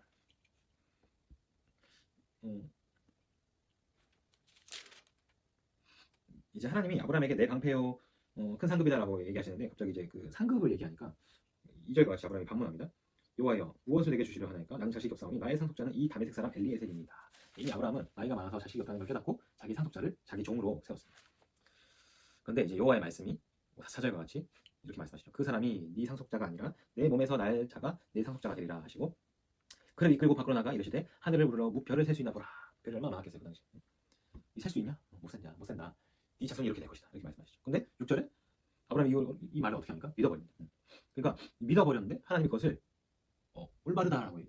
올바름, 제다카라고 하는데 올바름으로 여겨주시는 거예요. 그러니까 보통 사람 같았으면 딱 하늘 보고 아유 웃기고 있네 이렇게 얘기했을 텐데 좀 심한가요? 아무튼 뭐 그렇게 얘기했을 텐데 아브라함은 이걸 믿어버린 거예요. 이걸 믿고 하나님이 내게 주실 수 믿습니다 하고 믿어버린 거예요. 그러니까 하나님이 할 수 있다라고 생각한 거죠. 그러니까 그것을 하나님이 올바로 여겼다, 의로 여겼다, 그러니까 이 당위성으로 여겼다 이런 뜻입니다. 결국 이제 우리는 이런 믿음으로 살아가는 존재인 거죠. 성경이 갑자기 뭔가 역사적으로 흘러가고 뭔가 시적으로도 얘기하고 이야기적으로 막 얘기하지만 정말 갑자기 딱 등장하는 부분들 믿음 하나님을 신뢰하느냐 이 부분에 대해서 건듭니다. 계속 이 지금 흘러간 인물들이 있지만 결국에는 믿음으로 했냐 안 했냐를 말하는 거예요. 그래서 히브리서는 믿음장 가면 아벨 제사 다 그런 것들 나오잖아요. 결국 이제 믿음으로 했다는 거죠. 그 믿음은 어떤 이제 그 삶과는 동떨어진 게 아니라 가인과 아벨의 제사에 극명한 것은 제사 이후에 나오죠. 제사 이후의 행동에 대해서 가인은 분노했고 아벨은 그렇지 않았죠. 물론 이제 받고 받지 않았냐의 차이도 있겠지만 결국에는 우리의 예배나 믿음은 다 우리의 삶에서부터 기인하는 거예요. 우리의 믿음과 우리의 신앙이 진짜인지 아닌지는 그 사람의 삶을 보면 알 수 있는 것입니다. 저도 참 뭐라 말하기 어려운 부분입니다. 저도 삶이 그렇게 좋지는 않기 때문에 근데 항상 성화하려는 거죠. 날마다 더 좋아지려고 애쓰는 것이죠. 우리가 성령을 의지해서 그렇게 변화되는 것이죠. 그래서 이 믿음도 이제 등장합니다. 그래서 이제 제사를 드리라고 얘기합니다. 구절과 같이 3년 된 암소, 암염소, 순양, 산비둘기, 집비둘기. 예, 뭐 재물은 다 가져오는 거죠. 그래서 10절과 같이 그 중간을 쪼개고, 예, 진짜 어려운 거예요, 사실은. 재물을 드릴 때 이제 이 토막을 내요. 토막을 내든지 어쨌든 이제 각을 뜨겠죠. 그런데 특별히 이제 그 중간을 이렇게 쪼갠다라는 거 하는 것은 이제 이 각을 떠서 이렇게 나눈다는 거예요. 나눠서 양쪽으로 나눈다는 거예요. 네, 새는 쪼개지 아니하였다. 그리고 이제 12절 해질 때 아브라함의 깊은 잠이 임하고 흑암과 두려움이 그에게 임하였더니 여호와께서 아브라함에게 이르시되 너는 반드시 알라 네 자손이 이방에서 계기되어 그들을 섬기겠고 그들은 400년 동안 네 자손을 괴롭게 하리니 이거 이제 출애굽에 대한 내용이죠. 이집트로 가서 이집트의 종이 되겠지만 자 14절과 같이 예, 그들이 섬기는 나라를 내가 징벌할지며 그 후에 네 자손이 큰 재물을 이끌고 나오리라. 예, 그 바로 왕과 출애굽에 대한 얘기죠. 그래서 16절에 네 자손이 4대 만에 이 땅으로 돌아오리니 뭐 400년이라는 뜻이에요. 그렇게 얘기하네. 이는 아모리 족속의 죄악이 아직 가득 차지 아니함이니라. 아모리 족속이라고 하면 출애굽할 때 이제 이 만나는 이 네게브 이스라엘로 치면 이제 약간 남부 쪽에 있는 족속을 얘기합니다. 이 아모리 족속은 항상 이제 원수였습니다. 이스라엘. 여기도 시사하는 바가 있지만 지금 여기 15장에서 좀 중요한 부분은 17절입니다. 17절 18절입니다. 하나님이 아까 그 이제 이 무표를 봐라. 근데 아브라함이 믿어버렸죠. 그러니까 다시 약속을 정말 세우고 하시는 거예요. 그걸 믿어버렸기 때문에. 그래서 18절 보니까 아브라함과 언약을 세웠다 했죠. 내가 이 땅을 애굽 강에서부터 그 큰 강 유브라데까지 내 자손에게 주겠다라고 말씀하시죠. 엄청 큰 거죠. 근데 17절 어떤 일이 일어나냐면 해가 져서 어두울 때, 그러니까 그 재물을 이렇게 나눴죠. 나눈 그 재물 사이로 연기 나는 화로가 보이고 타는 횃불이 쪼갠 고기 사이로 지나갑니다. 지나가죠. 이게 뭐냐면 고대 근동에서 이제 계약을 하는 방식이에요. 서로가 약속을 하는 방식. 그 당시에 이제 뭐 종이로 약속하고 직인 찍고 이런 개념이 아니었잖아요. 그냥 단순하게 이 자기들이 가지고 있는 재물, 그 동물들을 잡아서 이것을 약속을 하는 거예요. 어떻게 하냐면 재물을 쪼갰잖아요. 쪼개고 그 약속의 당사자끼리 그 쪼갠 고기 사이로 지나가요. 지나가면서 뭔가 의식을 했겠죠. 그래서 이게 뭐냐면 우리가 서로 약속한 것들을 지키지 않으면 이쪽의 고기처럼 될 것이다라고 얘기하는 거예요. 그런데 그러면 이제 이 당사자 각각을 서로 지나가야 되겠죠. 여기 보시면 오늘 그 타는 횃불이 쪼갠 고기 사이로 지나가는데 아브라함은 없어요. 여기. 그러면 누가 지금 언약을 한 거예요? 보통 이제 이 타는 횃불, 이 불은 하나님의 임재의 상징이에요. 그래서 이 타는 횃불이 지나갔다는 것은 곧 하나님께서 이 언약을 지키시고자 지나갔다는 뜻이에요. 이 언약이 지켜지지 않으면 이 고기처럼 쪼개진다는 뜻이에요. 이 고기처럼 쪼개진다. 근데 아브라함은 지나가지 않았어요. 지나가지 않았고 하나님만 지나갔죠. 이게 나중에는 이제 거시적으로는 이제 신약 시대에서 예수님을 표현하기도 합니다. 언약은 우리가 안 지켰는데 고기가 쪼개지는 것 같이 쪼개짐을 당하는 사람, 죽임을 당하는 사람은 하나님의 아들이신 예수님이세요. 결국 하나님 본인이 스스로 언약을 세우신 거죠. 인간이 파괴했는데 인간이 이렇게 쪼개져야 되는데 이 언약을 하나님 혼자 이렇게 하셨기 때문에 하나님이 지키시고자 혼자 하셨기 때문에 사람을 죽이지 않으셨죠. 왜냐하면 다시 심판하지 않는다 말씀하셨기 때문에. 그렇기 때문에 이 언약을 본인이 사람이 깨뜨렸지만 본인이 다시 세우십니다. 누굴 통해? 바로 자신의 아들 예수님을 통해서. 예수님이 죽임을 당하심으로 그 언약이 성취가 되죠. 이 엄청난 이 구원 역사가 지금 막 펼쳐지고 있는 겁니다. 여기 창세기에서도 그것을 발견할 수 있죠. 거시적 주제를 통해서. 그리고 미시적으로도 우리가 계속 보는 부분들 통해서 진리를 또한 탐구할 수 있고 알게 되는 거죠. 그 15장은 굉장히 큰 이제 언약 체결합니다. 언약 체결을 하시면 됩니다. 굉장히 중요한 장입니다. 그리고 16장 이스마엘이 태어납니다. 이스마엘도 16절 10절 같이 내가 내 씨를 크게 번성하여 그 수가 많아 셀 수 없게 하리라. 하나님이 어떤 이스마엘을 이렇게 막 대적하진 않죠. 이스마엘도 크게 만드시죠. 결국 이 중앙아시아의 서아시아의 큰 이제 조상으로 자리 잡게 되죠. 이스마엘 다 이스마엘의 이제 뿌리라고 할 수 있죠. 그쪽 사람들. 물론 이제 본인들 아브라함 뿌리라고 얘기하긴 하지만 하나님이 이제 우리가 성경을 볼 때 이제 성경은 이원론적으로 표현을 할 수 있어요. 왜냐면 이제 문학적으로 빛, 어둠 딱 대비가 되잖아요. 그 표현하기는 쉬워요. 그런데 우리가 해석할 때는 이것을 가지고 이스마엘은 사람의 자식이고 이삭은 하나님의 자식이다. 그럼 이스마엘은 나쁜 사람이고 이삭은 좋은 사람이다. 이렇게 해석하지 않습니다.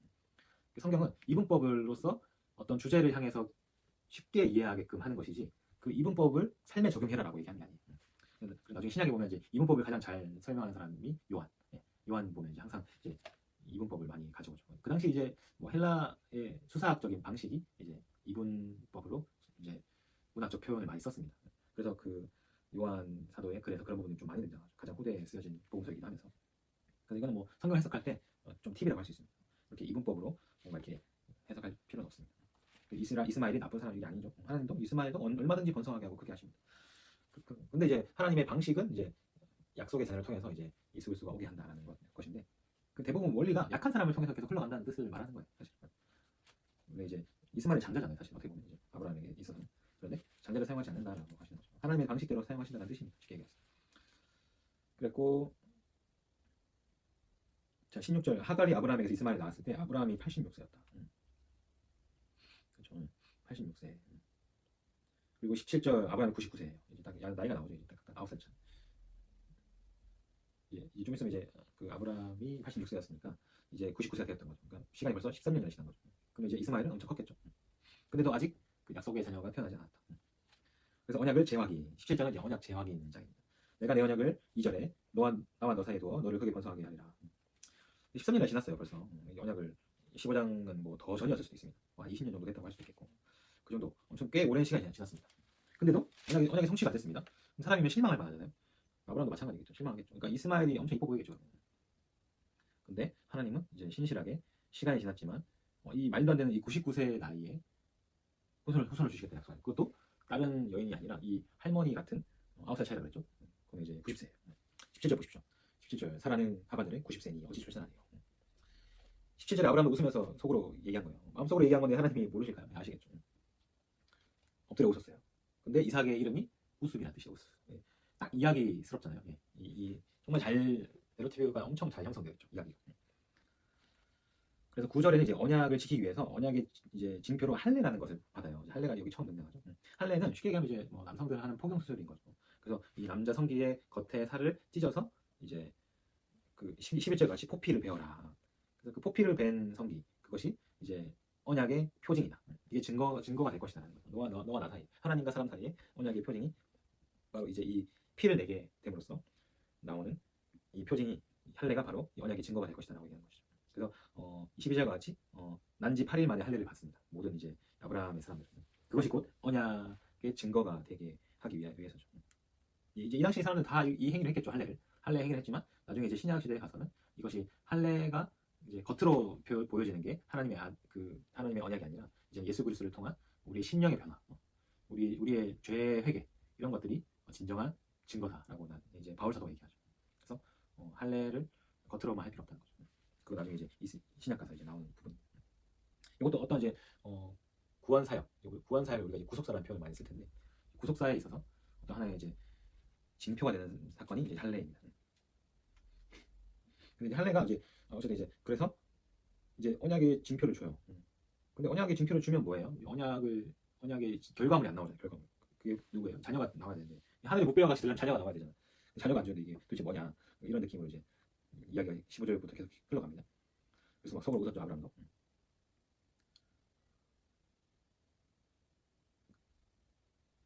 그리고 21절 보니까 내 언약은 내가 내년 이 시기에 사라가 내게 낳을 이삭과 세우리라. 이름도 이미 지어졌네요. 그렇죠? 이삭. 그래서 17절에 아브라함이 속을 엎드려 웃으며 마음속에 이르되 그래서 이삭이라는 이름 웃음입니다. 18장은 이제 저는 천사 환대라고 이제 제목을 쳤습니다. 여러분 장별로 제목 짓는 거 중요합니다. 그래서 여러분이 보시고 또 여러분 느낌대로 그냥 적어주시면 좋습니다. 그래서 이제 천사 환대 이게 무슨 말이냐면 아브라함이 이제 집 앞에서 이제 뜨거운 날 장막문에 있는데 눈을 들어 보니까 2절에 사람 셋이 맞은편에 서 있는 거예요. 달려나가 영접합니다. 그리고 그 사람들이 발을 씻기고 먹을 것을 막 내어줍니다. 좀 특이한데 사람 셋이 왜 서 있었을까라는 부분인데 근데 이제 아브라함 딱 봐도 이제 여기서 쉽게 얘기하면 객이에요. 객 또는 뭔가 좀 천사라고 얘기하게 하는 사람들이 어떤 학자들이 저는 뭐 큰 의미는 이제 그거는 중요하지 않고 뭘 했냐가 중요해요. 이 사람에 대해서 뭘 했냐 환대를 했다는 거예요. 환대 영접하고 더운데 왜 있냐 이렇게 뭐 물어볼 수 있겠죠. 그래서 이 아브라함이 했던 행위가 중요해요. 그래서 갑자기 막 3절 같이 내가 주께 은혜를 입었사오며 막 되게 존대하죠. 엄청 주께 주인님이라고 얘기하죠. 원하건대 종을 떠나지 마시옵고 물을 조금 가져오게 하사 당신들의 발을 씻게 하시고 나무 아래서 좀 쉬십시오. 내가 떡을 조금 가져올 테니 당신들의 마음을 상쾌하게 하신 후에 지나가십시오. 당신들이 종에게 오셨습니다. 이렇게 그러니까 자기를 되게 낮춰서 어떤 일을 환대하는 거죠. 뭐 그것이 설령 천사였을지언정 그렇게 할 수 있었을까? 여기 이제 환대에 대한 이제 의미도 영접하다. 이것도 되게 성경에서 중요한 의미예요. 아브라함은 그렇게 환대를 잘 했어요. 어떤 사람에 대해서. 그러니까 결국 그 사람은 환대를 잘 하니까 9절에 아브라함에게 이르되 네 안에 사라가 어디 있느냐 하니까 장막에 있습니다 이렇게 얘기했어요. 근데 갑자기 그 사람들이 그가 이르시되 내년 이맘때에 내가 반드시 내게로 돌아오리니 네 안에 사라에게 아들이 있으리라. 그렇게 말하니까 사라가 장막 뒤에서 들었어. 그 텐트라고 생각하시면 돼요. 들으니까 이미 11절 같이 아브라함과 사라는 나이도 많고 사라는 특히 여성의 생기가 끊어졌어. 배란도 안 돼. 그러니까 사라가 또 여기도 속으로 오는 거죠. 아까는 아브라함이 웃었지만 이번엔 사라도 웃어요. 내가 노쇠하고 내 주인도 늙었는데 무슨 즐거움이 있겠냐. 13절 여호와께서 아브라함에게 이르시되 사라가 왜 웃으며 이르기를 내가 늙었거늘 어떻게 아들을 낳으리요 하느냐. 14절 여호와께서 능하지 못할 일이 있겠느냐. 다시 또 이게 능치 못한 일이냐 이렇게 말씀하시죠. 결국에는 어떻게 됩니까? 두 사람 다 웃은 거예요. 두 사람 다 웃었죠. 근데 결국에는 나왔죠. 아들이 웃음이라는 이름으로 나왔죠. 되게 시사하는 바가 있다는 얘기죠. 이야기적 성격이 되게 강하면서도. 그리고 19절에 이제 의와 공도 계속 등장하는 표현이에요. 이제 의와 공의라는 표현인데, 그러니까 뭐 심판과 뭐 의로움 둘 다 거의 비슷한 말이에요. 비슷한 말이지만 좀 더 약간 다른 성격이긴 하지만 어쨌든 그런 이제 하나님께서 이 신적 대리자들에게 그 올바른 그리고 심판하는 것들 이런 것들 그런 것들을 행하게 하려고 택했다는 거예요. 29절 나오죠. 그러니까 옳은 것들을 행하고 택하게 하기 위해서 너희를 불렀다는 것이죠. 그러니까 우리가 살면서 의롭게 행하는 거 되게 중요한 거죠. 옳게 행하는 거 중요한 것이고 바르게 행하는 거 되게 중요하다고 하나님이 말씀하시는 거죠. 그래서 이제 이 16절에 거기 그 사람들이 소돔으로 향했어요.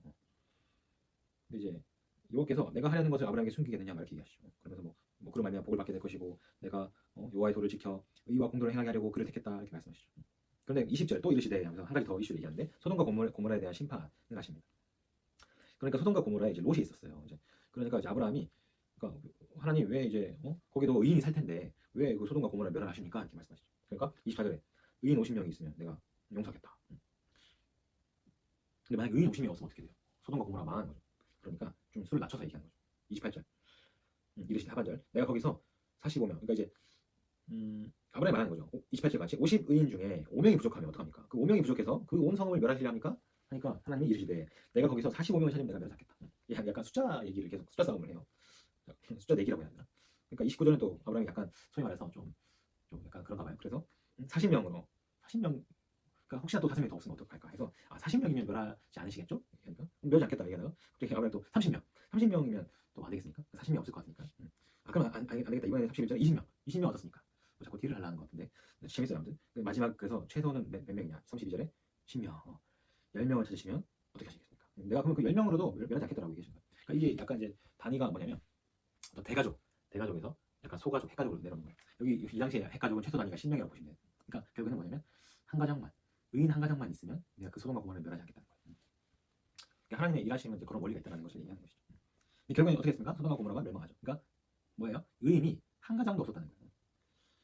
롯은 의인이었습니까? 이렇게 물어보면 이것도 좀 궁금하지만 결국은 이제 롯이 이거 좀 애매한데요. 지금 롯은 의롭지 않았을까? 롯이 의롭지 않았나 봅니다. 아니면 어쨌든 10명이 안 되거든요. 10명이 안 돼서 그런 것도 있고 재밌는 주제예요. 이것도 어쨌든 그곳에 의인 한 가정이 없었다. 19장 보니까 이제 소돔과 고모라의 멸망이에요. 두 천사가 이르되 마침 롯이 그들 가운데 있었죠. 그들의 상태는 매우 안 좋았습니다. 읽어보시면 이제 나옵니다. 그래서 나중에 이제 소금 기둥이 되었다라는 부분도 나옵니다. 이거 되게 이야기 같죠? 우리가 어디서 막 들어봤을 법한 이야기죠. 근데 소돔과 고모라의 멸망의 이야기입니다. 그리고 이제 30절에 롯이 탈출합니다. 롯이 그 두 딸과 함께 탈출을 해요. 아내는 이제 그 뒤를 돌아봐서 이제 소금 기둥이 돼서 이제 그렇게 됐고 탈출하게 됩니다. 근데 이제 좀 안타깝게도 이 롯의 두 딸들이 32절 보시면 우리가 우리 아버지에게 술을 마시게 하고 동침하여 우리 아버지로 말미암아 후손을 이어가게 하자. 그러니까 이 결국 이제 후손에 대한 생각도 자신 사람의 생각이 들어갔죠. 결국에 우리가 경계해야 되는 것들은 사람의 생각, 경계해야 되는 거예요. 그러니까 하나님이 99세와 90세 되는 이 노부부도 자녀를 낳게 해주셨는데 이 멀쩡한 이 두 딸을 자식을 못 낳겠습니까? 근데 뭔가 모르게 롯의 자녀를 낳아야지만 뭔가 좀 거룩하게 보여진다라고 생각했을까요? 이것도 되게 재밌는 주제인데 어쨌든 아버지와 동침을 하게 됩니다. 그리고 둘 다 동침을 하는데 둘 다 자녀를 낳아버려요. 그래서 37절에 큰 딸은 아들을 낳아 이름을 모압이라 하였고 오늘날 모압이 조상이고 작은 딸도 아들을 낳아서 이름을 베남이라고 했는데 암몬 자손의 조상이었다. 그래서 모압과 암몬은 근친 상간을 통해서 낳은 자녀들인데 그러니까 성경은 이렇게 표현한 것은 별로 좋지 못하다는 것을 표현한 것이고 결국 이스라엘과 계속 대적된 관계를 가진다. 누가? 암몬과 모압 자손들이 그런 대적된 관계를 가진다라고 표현하기 위해서 이런 이야기를 가져왔다고 생각하시면 됩니다. 그러니까 이게 사실이냐 아니냐 이런 것들을 따지는 것은 사실 좀 불필요한 논쟁이에요. 그러니까 그냥 있다라고 생각하세요. 보수적인 입장을 취하시는 분들 그리고 진보적 입장을 취하시는 분들은 그냥 없다, 소설이다 이렇게 얘기하셔도 그냥 내가 편한 대로 받아들이세요. 중요한 건 뭐다? 여기서 말하고자 하는 바가 있다는 거예요. 말하고자 하는 바. 그러니까 둘이 원소지가 아니다. 이스라엘과 모압과 자손이. 이스라엘 자손과 모압 자손. 왜 그러냐라는 것을 기원적으로 설명하는 것입니다. 저야 뭐 보수적 신학을 공부했기 때문에 뭐 그냥 사실이다라고 다 받아들이고 있지만 거기에 대해서 뭐 연연하게 생각할 필요 없습니다. 우리 어쨌든 더 좋은 해석을 향해서 지금 계속 달려가고 있는 것뿐입니다. 자, 그리고 20장. 20장은 아까 몇 장이었죠? 13장이었나요? 12장 중간에서 이제 그 이집트 내려가서 아브라함의 아내가 이 사람은 내 누이입니다 라고 속였던 장면 다시 한번 등장합니다. 20장이. 이번에는 아브라함이 원래 이제 헤브론에 있다가 네게브 땅 네게브라는 땅 옮겨가 네게브 거기도 이제 헤브론 근처예요. 가데스와 술 사이에 그랄에 거류했다. 그랄은 약간 이제 해변 쪽을 얘기하는 거. 저기 이제 나일강 삼각지대 근처긴 한데 그랄이라는 곳 여기 거류하고 있는데 여기가 이스라엘이 거의 막바지 부분이에요. 그랄에 거류했다. 그랄에 왜 갔는지는 안 나와 이게. 아마 뭐가 뭐 더 좋은 게 있어서 갔겠죠. 이제 여기 그랄은 블레셋 지역이라고 합니다. 그래서 우리가 성경에서 이제 블레셋 하면 이제 항상 이제 이스라엘과 또 다른 대적 관계인 그런 민족이죠. 그래서 약간 그 블레셋 지역입니다. 그쪽 그랄의 거류에서 여기도 2절과 같이 그랄 왕 아비멜렉. 아비멜렉 고유명사예요. 우리 아버지는 왕이다라는 뜻입니다. 아비멜렉 왕이다. 우리 아빠 왕이에요. 그런 이름. 아비멜렉이 많이 등장하죠. 나의 아버지 왕입니다.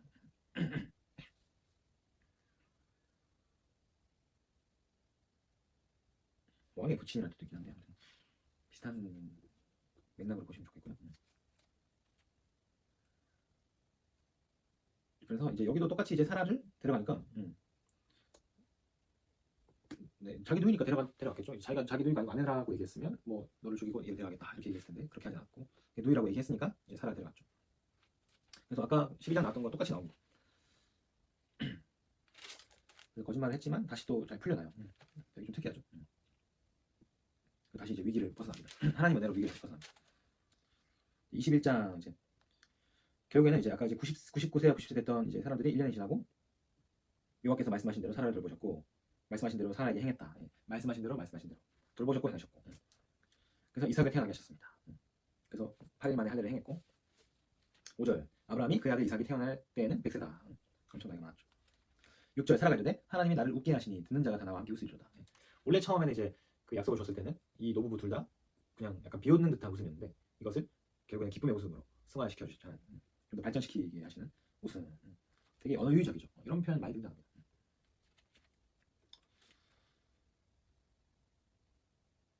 그리고 이제 아까도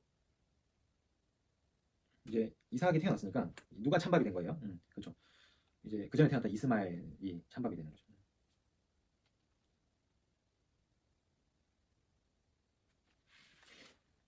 9절 나와있죠. 사라가 본즉 아브라함의 아들 애굽 여인의 하갈의 아들이 이삭을 올린지라. 그렇죠. 그래서 이제 이 사람들을 막 쫓아보내죠. 사라가 쫓아보냅니다.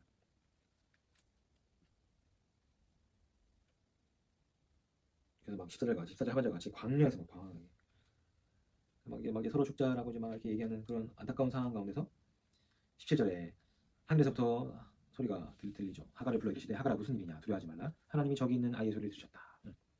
18절 일어나 아이를 일으켜 내 손으로 붙들라 그가 큰 민족을 이루게 하리라. 아까도 약속하셨죠. 또 한 번 더 약속하시는 거예요. 그 이스마엘을. 그런 이제 약간의 내러티브 나오고 22절 아비멜렉과 군대 장관 비골이 아브라함과 다시 언약을 맺습니다. 아브라함이 계속 커지니까 아비멜렉이 긴장하는 거예요. 야, 이러다 우리를 침범하면 어떡하지 하면서 맹세를 합니다. 서로 이제 쳐들어오지 않을 것을 맹세하자 해가지고 31절에 두 사람이 거기서 서로 맹세하였으므로 그것을 브엘세바 맹세의 우물이라고 이름하였고 그래서 아브라함은 33절에 브엘세바에서 다시 또 에셀 나무를 심었고 거기서 영원하신 여호와 이름을 불렀다. 한 번 더 이제 사람의 맹세로서가 아니라 하나님의 이름을 부르심으로써 그 맹세 의무를 그렇게 이제 의미를 다시 또 부여했습니다. 에셀 나무를 심어서 22장은 이제 그 잘 알고 있는 이삭 번제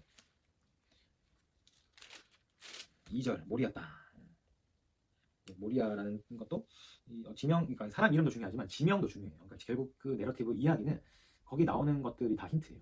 사람 이름, 지명 이름, 행동 이런 것들이 다 힌트라서 이런 것들을 통해서 이야기가 전반적으로 어떤 것을 알려준다라고 이렇게 말하는 겁니다.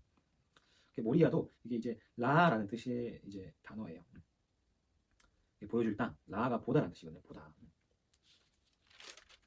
모리아라고 해서 이제 야는 야엘 이런 건 다 이제 하나님의 뜻이거든요. 하나님의 보심, 뭐 보호하심, 뭐 감찰하심 이런 뜻입니다. 모리아라는 이제 땅으로 가는데 이것도 되게 언어 유희적이죠. 여기서 이삭을 바치는 정말 그런 큰 일을 하는데 라 이미 보고 있다는 거죠. 보호하심이 있고 관찰하심이 있다. 되게 이중적인 의미가 이런 이야기 속에서 굉장히 많이 등장합니다.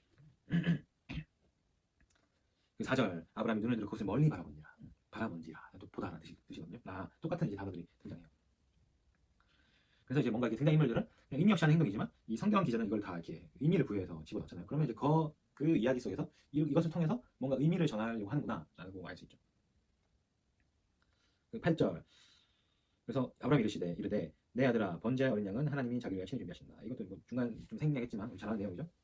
하나님 이제 아브라함이 하나님 그렇게 좀 무리한 요구를 하시죠. 무리한 요구를 하시죠. 약간 2절이 좀 무리한 요구였죠. 내 아들 내 사랑하는 독자 이삭을 데리고 모리아 땅으로 가서 내가 내게 일러준 한 산 거기서 그를 번제를 드리라. 엄청 무리한 요구죠. 어떻게 이 하나밖에 없는 정말 이 기적같이 나온 아들을 어떻게 하나님께 번제로 드립니까? 제물로 드립니까? 이 말이 안 되는 요구를 하십니다. 좀 재밌는 얘기 재밌는 거 아니고 나중에 다시 얘기하겠습니다. 하나님이 아브라함에게 무리한 요구를 해요. 근데 아브라함이 그 무리한 요구에 순종합니다. 그래서 그것을 멀리 바라봅니다. 그리고 6절과 같이 아브라함이 이에 번제나무를 가져다가 그의 아들 이삭에게 지우고 자기는 불과 칼을 손에 들고 두 사람이 동행하더니 아니 번제를 드리는데 왜 두 사람만 동행하지? 뭐 재물 어딨지? 이런 의구심이 들잖아요. 이삭 나이가 이때 대략적으로 10대에서 20대 많게 보는 사람은 30대라도 얘기하긴 하는데 어쨌든 그건 크게 중요하지 않고요. 가니까 이삭이 그 아버지 아브라함에게 말하여 이르되 내 아버지여 하니 그가 이르되 내 아들아 내가 여기 있노라. 이삭이 이르되 불과 나무는 있거니와 번제할 어린 양은 어디 있나이까. 조용하겠죠. 근데 8절에 아브라함이 믿음으로 고백합니다. 이렇게 뭐 믿음인지 아무튼 되게 지혜롭게 얘기하는 것인지 모르겠지만 이렇게 말합니다. 내 아들아 번제할 어린 양은 하나님이 자기를 위하여 친히 준비하시리라. 여기 되게 재밌는 게 뭐 여러 가지 단어가 있을 텐데 꼭 이 준비하시리라 할 때 이 준비 고려하다 감찰하다 아까 라라는 뜻이라 했잖아요. 그 단어가 여기도 한 번 더 써요. 다른 걸로 대체할 수 있음에도 그 라라는 단어를 써서 보신다. 하나님이 친히 보신다. 뭐 준비하신다. 이런 이제 번역으로 그 단어를 굳이 이제 집어넣은 거죠. 그래서 같은 단어예요. 보신다. 그 어근이 다 같습니다. 모리아, 바라본지라, 준비하다. 다 같은 어근을 통해서 이렇게 뭔가 이야기를 지금 막 꾸며가고 있는 게 느껴지시죠? 그래서 9절 같이 결박하고 또 이삭도 대단한 게 이삭이 순종을 했으니까 잡을 수 있었겠죠. 지금 뭐 아브라함의 나이가 이미 뭐 110세를 좋게 넘었을 테니까 이삭이 나무에 짐을 지고 갈 정도의 나이니까. 그러니까 이제 좋게 못해도 이제 한 뭐 110세, 120세 정도 된 할아버지가 어떻게 이 정정한 이 아들을 잡을 수 있겠습니까? 아들이 순종한 거죠.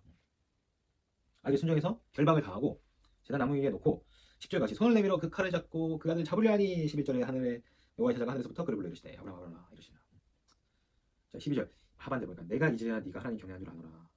그리고 갑자기 이제 순양이 뒤에 걸려있죠. 그러면서 그 순양을 가져다가 아들을 대신하여 번제를 드렸으면서 14절에 이 땅 이름을 여호와 이레 이제 이 이레 이르에 이것도 이제 하나님께서 보신다 준비하신다 뜻이. 이것도 이제 다 같은 이제 라라는 단어로서 다 어근이 이제 같습니다. 그래서 이제 대충 이제 감을 잡으신 분도 있을 텐데 이 모리아 땅이 나중에 이제 예루살렘 성전이 됩니다.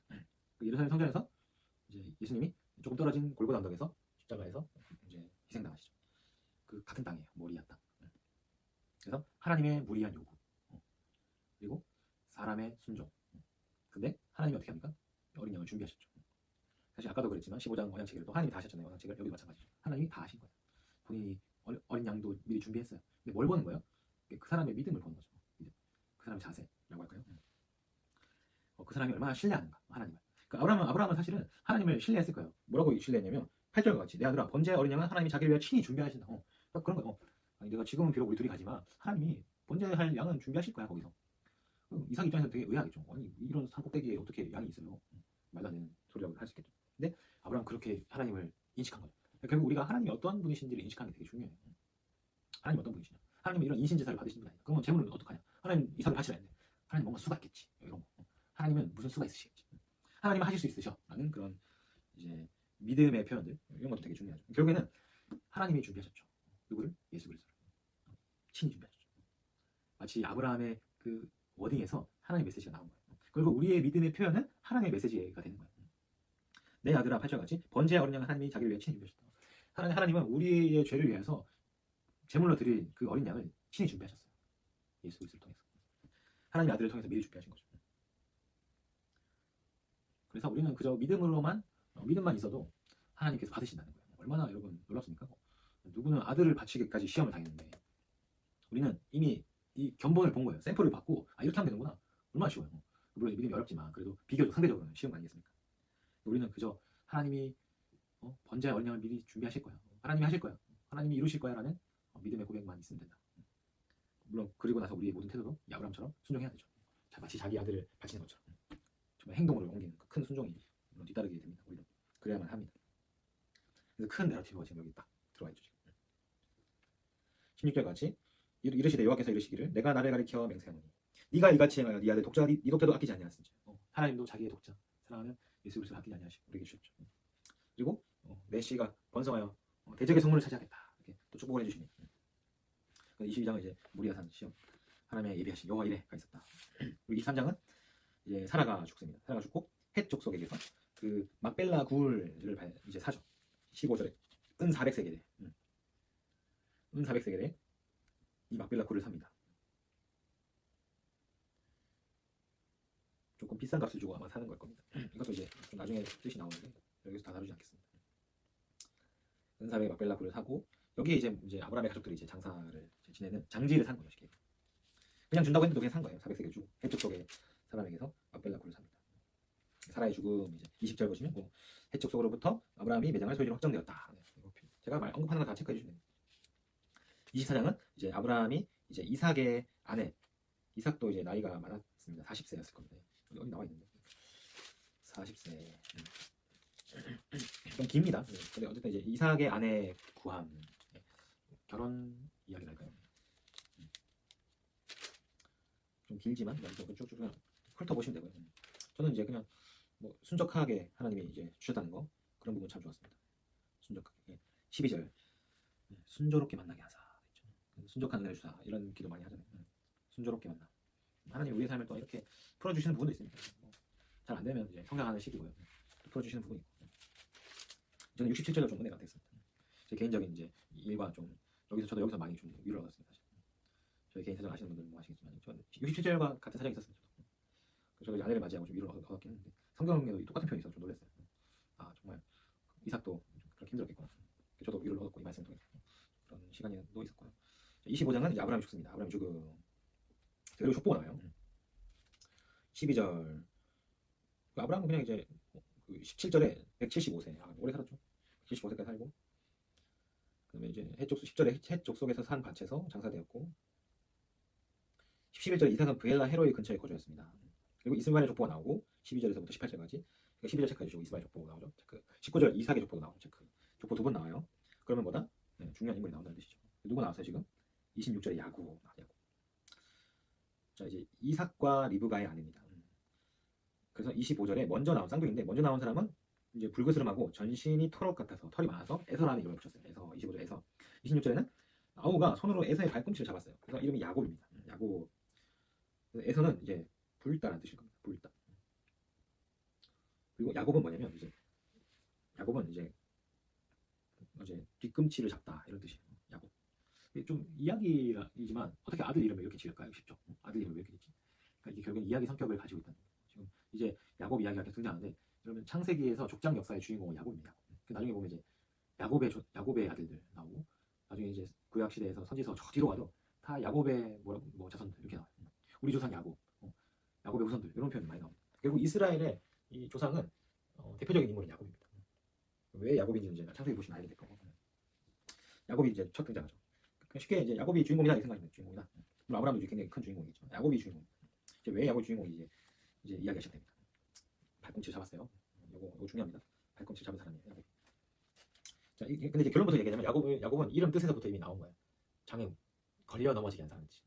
뭔가 뒤꿈치를 잡아서 상대의 약점을 잡기도 하고 장애물을 설치하듯이 뭔가 이렇게 걸려 넘어지게 하고 자기의 힘으로 뭔가 바득바득 쟁취하는 그런 사람이라는 뜻이에요. 이미 이름에서 나온 거예요. 나중에 야곱이 이름이 바뀌죠. 하나님이 야곱을 이제 사용하시겠다는 뜻이죠. 그런 인생이죠. 우리랑 비슷하다 보시면 막 되게 끈질기게 살아가려 하고 계산적이고 누군가를 넘어지게 해야지만 되고 나는 안 그렇다 이렇게 얘기하실 수도 있겠지만 어쨌든 뭐 사람은 다 비슷해요. 다 그런 거죠. 여기 철저히 자기중심적인 여기 보시면 심지어 태어나자마자 다음 내러티브가 뭐냐면 이미 장성했어요. 27절 애들 장성해버렸고 무슨 얘기를 하고 싶어 하냐 이 내러티브 이 저자와 또 이 이야기가 32절 장자의 명분 에서는 그 피곤하니까 빨리 밥 먹고 자고 싶은 거예요. 그러니까 이제 갑자기 이 야곱한테 네가 뭐 요리 좀 하니까 그 붉은 것을 내게 먹게 해라. 그래서 이제 에서의 별명이 에돔. 에돔이 불다는 뜻이에요. 에돔이 불다. 그래서 그걸 좀 먹게 해라 이렇게 얘기하는 거죠. 그러니까 그러면 이제 야곱이 제안을 하는 거예요. 딜을 하는 거죠. 근데 야곱 내가 반쪽 줄 테니까 형 그 장자의 명분 나한테 줘. 장자의 명분 이제 근데 이게 이렇게 말 한마디로 이렇게 주고받고 거래가 되는지 잘 모르겠지만 어쨌든 맹세했어요. 33절 맹세하고 이 맹세라는 표현이 이게 쉬운 계약을 했다는 얘기 아니에요. 거의 뭐 아까 이제 쪼개짐을 당하는 그런 계약을 하듯이 엄청 센 계약을 했다고 생각하시면 그러니까 나중에 이게 물려지지 않는 거. 장자의 명분. 그 사람들이 뭐 증인도 있겠고 아마 그랬을 거예요. 장자의 명분을 팔았어요. 그래 네 장가 네 해라. 대신 내가 이 파 좀 먹고 오늘 그냥 쉴란다. 이렇게 된 거죠. 34절 에서가 하반절에 장자의 명분을 가볍게 여겼다. 이게 나중에 자기한테 탁 이렇게 크리티컬이 될 줄은 몰랐겠죠.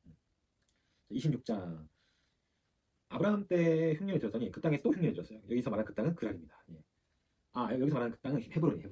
헤브론 땅에서 이제 흉년이 드니까 다시 또 그랄로 간 거예요. 넘어간 거예요. 그랄 아까 블레셋 땅이라고 그랬죠. 이삭도 똑같이 거기 갑니다. 근데 2절에 뭐라 되냐면 이삭에게 나타나셔서 하나님이 애굽으로 내려가지 말고 내가 내게 지시한 땅으로 가라고 그랬어요. 거기 거주해라 그랬어요. 그 지시한 땅은 이제 쉽게 말하면 이스라엘이에요. 이스라엘 여기까지 있어라. 근데 그 그랄은 블레셋 땅이니까 가지 말라는 거죠. 그러면 내가 이제 모든 땅을 너에게 주고 번성하게 해주겠다라고 약속해 주셨어요. 아브라함도 이 말을 잘 듣고 지켰다라고 얘기해요. 그러면서 6절에 이삭이 그랄에 거주해요. 그럼 어떻게 되냐면 이제 그랄로 가면 안 돼. 헤브론에서 그랄로 갔잖아. 그럼 다시 와야 돼요. 지금 안 오고 있는 거예요. 그러니까 7절에 그곳 사람들이 그의 아내에 대해서 물었습니다. 그러니까 똑같이 내 누이다라고 얘기합니다. 아브라함이 했던 잘못을 또 반복하죠. 또 누이라고 거짓말하고 또 비슷한 이제 내러티브가 이제 흘러가면서 다시 또 이삭이 거기서 나와버려요. 되게 좀 재밌는 부분들이죠. 아브라함도 그 땅을 나오면 부자가 돼. 이상 더 잘 되고 위기의 순간이었지만 위기를 잘 거짓말로 모면한 것도 되게 웃긴데 아무튼 사람은 이런 약점이 있다는 거예요. 그 약점을 우리가 이 약점을 살아갈 게 아니라 그 약점조차도 보완해서 위기를 넘기게끔 하나님이 해주신다는 이런 의미가 있긴 합니다. 근데 중요한 건 뭐다? 이제 다시 이리로 와야 되는 거. 그러니까 약속한 땅에 있어라. 떠나지 말라 했던 것을 지켜야 돼요. 다시 와야 되는 거죠. 근데 만약에 난 여기가 더 좋아. 이랬으면 여기 눌러붙었으면 이제 이건 믿음의 사람이라고 할 수 없겠죠. 근데 다들 여기를 벗어나서 왔어. 어찌됐든 온 거죠. 온 게 중요한 거죠. 12절 이삭이 그 땅에서 농사 그 해에 100배나 얻었고 여호와께서 복을 주셨어요. 그랄 땅에라는 뜻입니다. 그러니까 여기서 눌러붙었을 수도 있는데 13절에 가서 창대하고 왕성한 거부가 되었는데 17절에 어떻게 해요? 갑자기 이제 블레셋 사람들이 막 시기해요. 14, 15, 16에. 그러니까 막 그 아버지 종들이 판 우물을 막 막고 아브라함 때에 팠던 우물을 막 막아요. 그랄 땅에서 막 팠던 것들.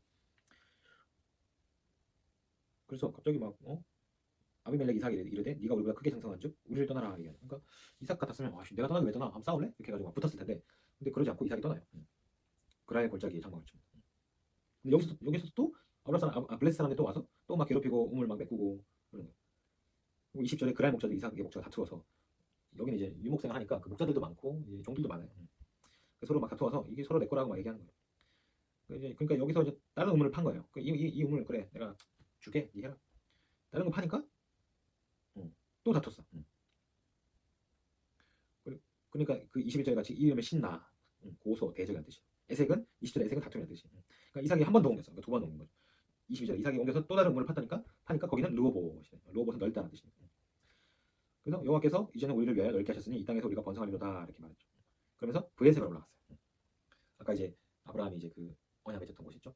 그 브에세바로 올라가고 여기는 이제 이스라엘 땅이에요. 이스라엘 약간 하반부인데 어쨌든 그랄에서 돌아온 거죠. 우물을 계속 퍼덕퍼덕 나오는 그 땅에서 나온 거예요. 오히려 다툼을 야기한 쪽에서부터 싸워서 이길 수도 있을 텐데 다투지 않고 양보해서 하나님의 약속의 땅으로 다시 올라온 거죠. 그러니까 24절 그 밤에 여호와께서 그에게 나타나 이르시되 나는 내 아버지 아브라함의 하나님이 두려워하지 말라. 내 종 아브라함을 위하여 내가 너와 함께 있어 내게 복을 주어 내 자손이 번성하게 하리라 하시니라. 거기서 제단을 쌓고 여호와 이름을 부르며 거기 장막을 쳤더라. 이삭의 종들이 거기서 우물을 팠더라 있죠. 그래서 브엘세바 그러니까 르호봇까지도 허락하시고 거기서부터 다시 브엘세바로 올라와서 하나님이 명하신 곳으로 이제 순종하여 올라왔습니다.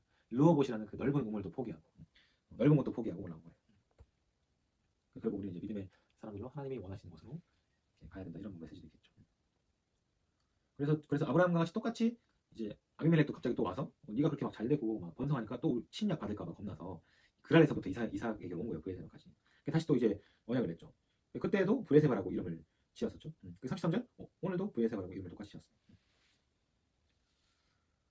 그리고 이제 뭐 에서가 이제 뭐 이방 족속의 딸들 헷 족속 딸들을 아내를 맞이하니까 35절 이삭과 리브가의 마음이 근심이 되었습니다. 왜냐면 같은 족속끼리 결혼해야지 좀 안전했으니까.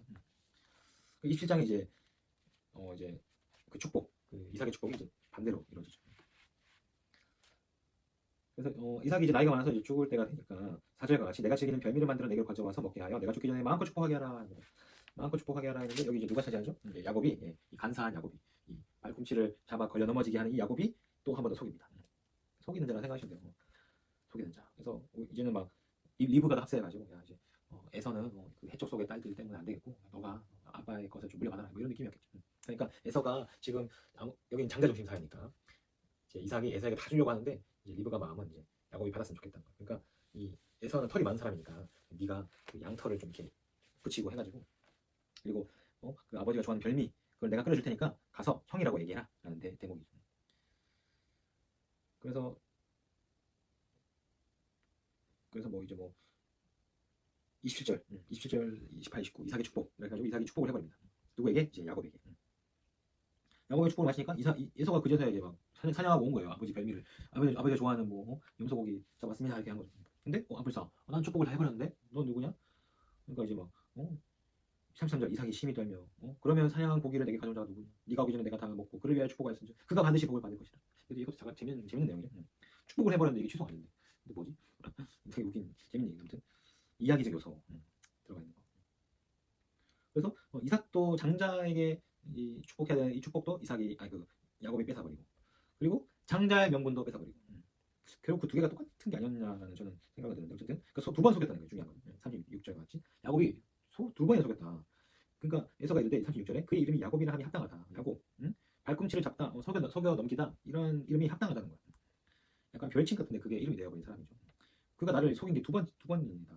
나의 장자의 명분을 빼앗고 이제는 내 복도 빼앗았으니 아버지께서 나를 위하여 빌복이 남기지 아니하셨나이까. 그러니까 없다는 거예요. 그러니까 너무 열받겠죠. 와. 근데 그래도 이삭이 축복을 해요. 39, 40절 같이. 내 주소는 땅에 기름져서 몰고 약간 저주 같은 내용이긴 한데 좀 웃기죠. 성경에서 이제 이 약속의 사람이 어디로 흘러가는지에 대해서 이제 약간 기술하는 이야기 방식이 이렇게 흘러간다는 걸 보여주죠. 아이고 그 말로 한 거 다시 이렇게 하면 안 되냐 주워 담고 이야기가 이제 그렇게 흘러가지 않는다는 걸 보여주죠. 그러니까 저주에 가까운 것으로 이제 에서에게 축복을 합니다. 근데 에서도 결국에는 나중에 이제 에돔이라는 한 국가를 세워요. 그만큼 이제 또 번성하고 충만한 역할들을 잘 감당합니다. 이렇게 이제 이삭의 축복이 있었고 38장 이제는 이제 에서 열받아서 이제 야곱을 이제 죽일 것 같은 거예요. 그러니까 이제 리브가가 빨리 이제 우리 고향 리브가가 이제 하란에서부터 왔거든요. 왜냐면 이제 이 하란에 이제 그 아브라함의 친척들이 있었기 때문에 그 족속 사회니까 거기서부터 이제 아내를 맞이해야 되기 때문에 그러니까 이제 리브가가 야곱을 보내버린 겁니다. 그 하란까지 엄청 멀다 그러죠 그때 아까. 그래서 10절 28장 10절 야곱이 브에세바에 사는 하란을 떠나 갔다.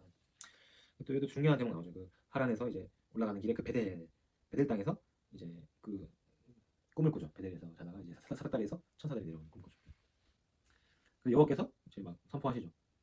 14절 15절 같이 땅의 티끌 같이 될 것이다. 네 자손이 땅의 모든 족속이 너와 내 자손으로 말미암아 복을 받을 것이다. 내가 너와 함께 있어 네가 어디로 가든지 너를 지키며 너를 이끌며 이 땅으로 돌아오게 할지라. 이 땅으로 돌아오게 하신다는 거예요. 먼 7, 800km까지 떨어진 하란까지 갔지만 다시 돌아오게 하시겠다. 그래서 뭐 그런 거죠. 고향을 떠났지만 다시 돌아오게 하시겠다. 엄청난 복의 약속이죠. 고향을 떠나면 사실 족장 사회는 떠나면 죽는 거예요. 다시 돌아오겠다 하시는 거죠. 약속의 말씀이죠. 그래서 이제 20절, 21, 22절 야곱이 서원을 합니다. 20절 야곱이 서원하여 이르되 나를 지켜주시고 평안히 돌아오게 해주시면 여호와께서 나의 하나님이 되실 것이다. 그리고 22절에 하반절 보니까 내게 주신 모든 것에서 10분의 1을 내가 반드시 하나님께 드리겠나이다. 이것도 좀 중요한 의미가 함의가 되겠습니다. 그 10분의 1의 개념이 좀 우리가 가볍게 여길 부분 아니긴 해요. 11조에 대한 부분인데 가볍게 여길 부분 아닙니다. 11조 우리가 항상 기억하고 그러니까 단순히 교회에 뭔가 내야 된다 이런 개념이 아니라요. 나중에 이제 그 신명기 좀 가면 나오지만 결국에는 사람에게 쓰여지는 부분이에요. 그 하나님의 제사 드리는 부분과 사람에게 쓰여지는 부분으로 11조가 사용됩니다. 그래서 이 11조는 우리가 여러분 정말 잘 지키면 좋은 겁니다. 결국 누가 좋냐? 이 하나님을 예배하는 거에 좋은 거고 사람에게 좋은 거예요. 우리 세금 내잖아요. 결국은 우리가 복지 정책으로 다시 돌아오지 않습니까? 마찬가지예요. 우리가 우리의 것을 나눌 때 타인이 이렇게 되는 거예요. 그것은 곧 우리 사회가 이렇게 되는 것이고 그것은 곧 하나님의 영광 받으실 것이다. 이런 다 개념들이 이 원리들이 작용되는 거예요. 이 10분의 1의 개념은 이게 타인을 향한 헌신이자 곧 하나님을 향한 헌신이에요. 결국 이 사회를 구성하는 거에 있어서 내 것을 취함으로써 이 사회가 돌아가는 게 아니라 하나님 나라도 마찬가지고 나중에 이제 사도행전 2장 보면 초대교회가 형성될 때 자기 것을 다 바쳐요. 심지어 10분의 1을 바치는 게 아니라 아무도 자기 것을 자기 것이라 하지 않아요. 공유해요. 공유. 나눠주고 필요한 것을 쓰도록 돕고 이런 일들을 많이 하고 결국 이 원리 11조 원리가 초대교회 원리와 동일하고 결국 이 원리들이 하나님 나라를 이루는 원리와 동일하고 그런 것들이 있습니다. 그래서 가급적이면 여러분 10의 1 교회도 물론 헌금해야 되겠지만 그냥 내가 교회 헌금하지 않더라도 물론 교회도 좀 헌금하면 좋겠고 뭐 이웃에도 쓰면 좋겠고 그러니까 원리의 그 저의를 깨달으면 되는 거예요. 그러니까 11조 단순히 교회만 준다 이런 개념은 사실 좀 그렇게 바람직한 방법은 아니고 결국 11조 나중에 이제 말라기에 나오지만 어떻게 쓰냐가 중요한 거예요. 걷어들이는 게 중요한 게 아니라 어떻게 쓰여지냐가 중요해요. 말라기까지 갈 필요도 없어요. 이미 모세오경에 보면 계속 등장하는 지금 창세기부터 이미 몇 번 등장했잖아요. 멜기세덱 10분의 1 줬죠. 여기서 또 야곱이 또 10분의 1 서원하죠. 그러니까 이 족장을 대표하는 조상 아브라함과 야곱이 이미 이렇게 언급을 한 거예요. 10분의 1에 대해서. 되게 중요한 부분입니다. 자기 건 나누는 거 되게 중요해요. 하나님 예수님도 뭐랍니까? 하나님 나라에 들어오려거든. 네가 내 제자가 되겠거든. 내 것을 팔아서 가난한 자에게 나눠주고 너는 나를 따르라. 이렇게 말씀하시잖아요. 그러니까 자기 것을 이렇게 나눠줄 수 있는 삶이 진짜 중요한 삶이에요. 다른 게 안 되면 그걸 하셔야 돼요. 그래야지 우리가 믿음의 사람을 말할 수 있습니다. 어쨌든 그렇고 29장은 야곱과 라반. 이제 29장부터 이제 외삼촌 라반과 이야기가 등장해요. 결론부터 얘기하겠습니다. 뭐냐면 야곱이 자신의 인생을 그렇게 속이고 자기 힘으로 살았던 인생을 라반을 통해서 거울 치료하는 거예요. 거울 치료. 라반도 똑같이 이 야곱을 속입니다. 처음에는 뭐 레아, 그러니까 라헬을 원했죠. 둘째 딸을 원했는데 야곱은 근데 오히려 여기 문화는 첫째보다 둘째를 먼저 주는 게 낫다. 그러니까 첫째를 먼저 주는 게 맞고 둘째를 원하면 똑같이 7년 더 일해라 이렇게 얘기하죠. 그러니까 속인 거죠. 속인 건데 어떻게 하겠어요. 뭐 라헬을 더 좋아하는데 7년 또 일해야죠. 그렇게 또 18절 7년을 섬기리다. 7년 더 섬겼죠. 20절 보니까 7년을 며칠같이 얘기하더라. 사랑하는 까닭에 라헬을 사랑하기 때문에.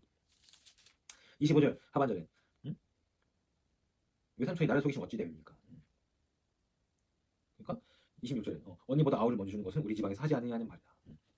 27절 하반절 네가 또 나를 7년 동안 섬길지니라. 그래서 30절에 야곱이 라헬을 더 사랑하니까 7년 동안 섬긴 거죠. 레아 때도 7년 섬겼고 라헬 때도 7년 섬겼고 그러면서 이제 여종들까지도 이제 얻게 되면서 결국 이제 아내가 4명이 되는 거죠. 그러면서 이제 12자녀를 낳게 됩니다. 여기 보면 이제 25절 속임 이게 중요하죠. 나를 속이시면 어찌 됩니까? 거울치료 확실하게 하고 있는 거죠. 너도 똑같으니까. 그러니까 이제 변할 수밖에 없는 거죠. 결국 이제 우리에게도 어느 정도의 고난은 거울치료인 거예요. 쉽게 얘기하면. 저는 그런 경험을 하고 있는 것 같아요. 지금도. 힘겨운 순간이 많았지만 지금도 뭐 제가 성화되려면 멀었기 때문에 계속해서 거울치료를 당하고 있는 것 같긴 합니다. 30장은 이제 뭐 아들 이름 쭉 나오죠. 32절 루벤, 33절 시몬, 34절 레위, 35절 유다, 느시레유.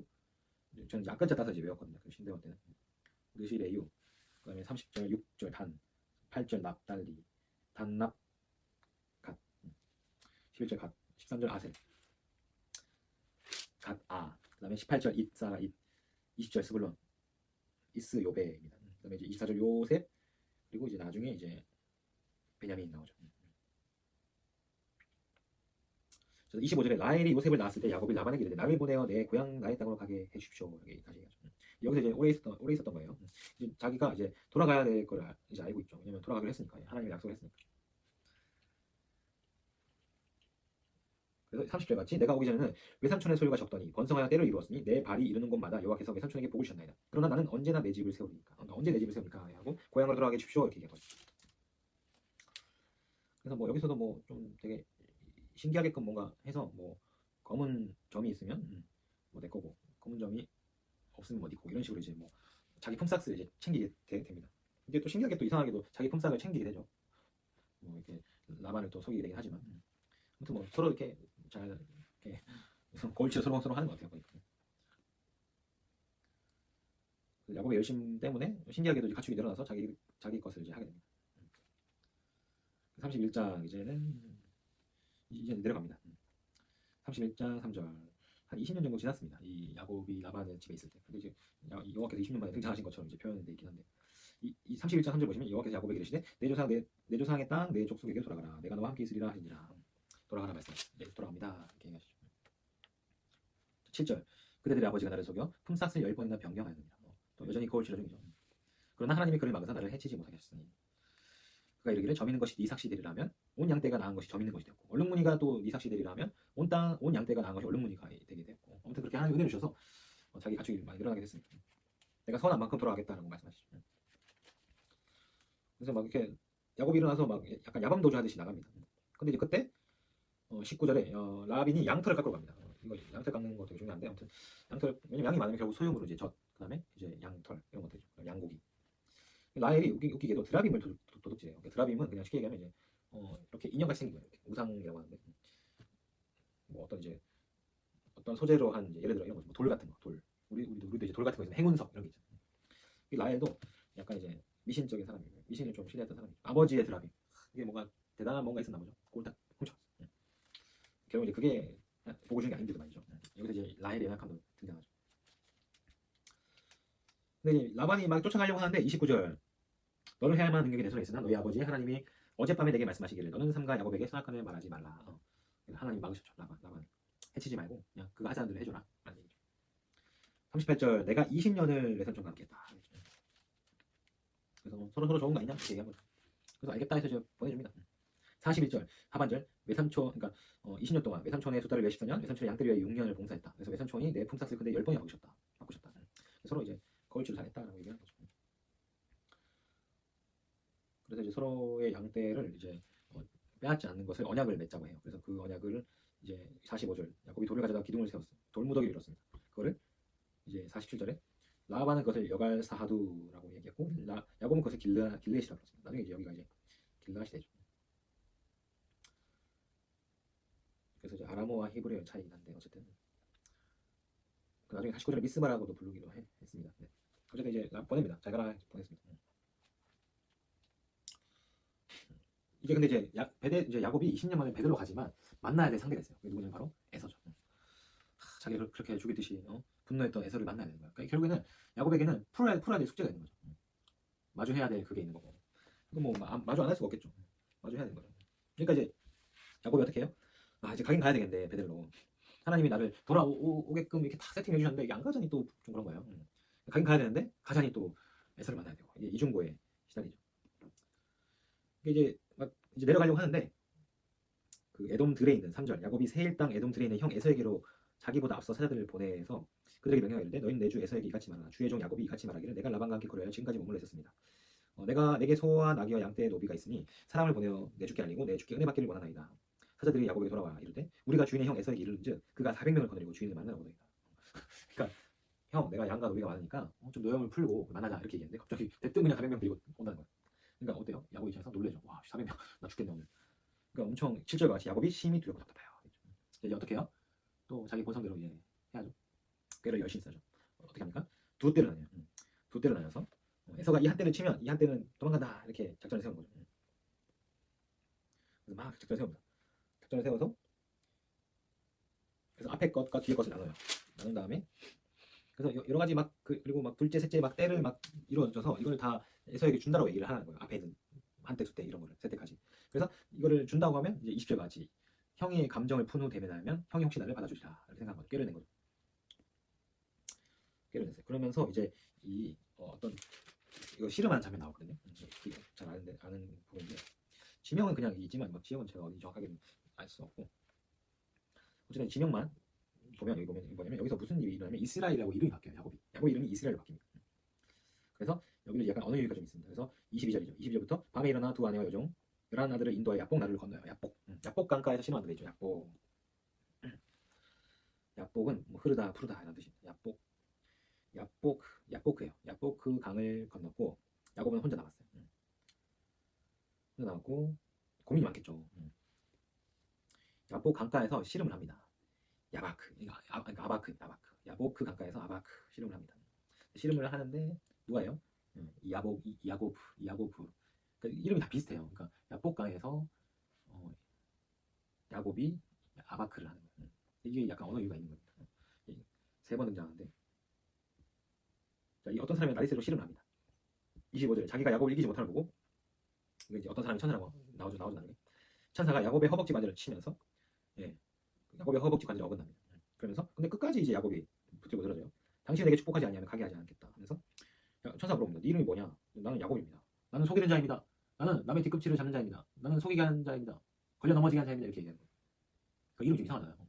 그러니까 28절에 그가 이르되 네 이름을 다시는 속이는 자라 야곱이다라고 부를 것이 아니요 이스라엘을 부를 것이니 이스라엘 이름 뜻이 뭐냐면 이는 네가 하나님과 및 사람들과 겨루어 이겼습니다.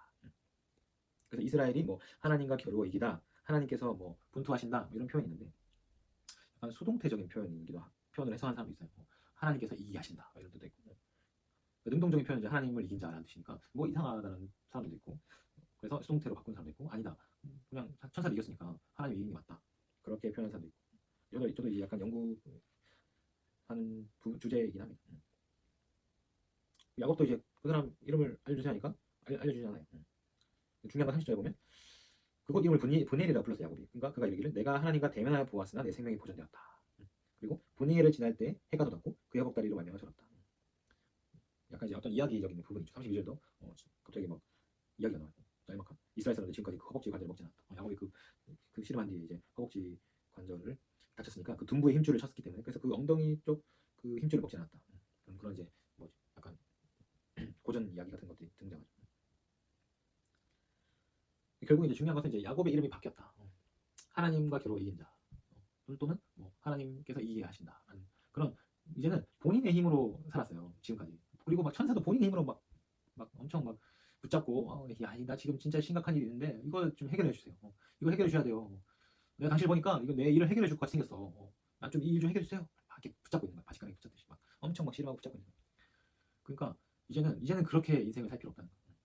이제는 네가 네 스스로 힘내고 무언가를 뺏고 속이고 하는 야곱의 인생을 살 게 아니라 이제는 내가 네 이름을 이스라엘로 바꾸겠다. 하나님을 이긴 자처럼 하나님께서 이기게 하신 자처럼 살게 해주시겠다. 이런 표현이 좀 더 해석이 어울리긴 하긴 합니다. 약간 수동태적인 부분. 이제 그렇게 이제 이스라엘이라는 이름이 이제 이런 뜻에 기인했다는 거고 직역하자면 이제 이런 하나님과 겨루어 이긴 자, 그러니까 천사와 겨루어 이긴 자 그런 표현으로 이제 나오는 거죠. 약간 수동태적인 표현이 좀 더 이제 뜻으로는 이제 어울릴 것 같긴 해요.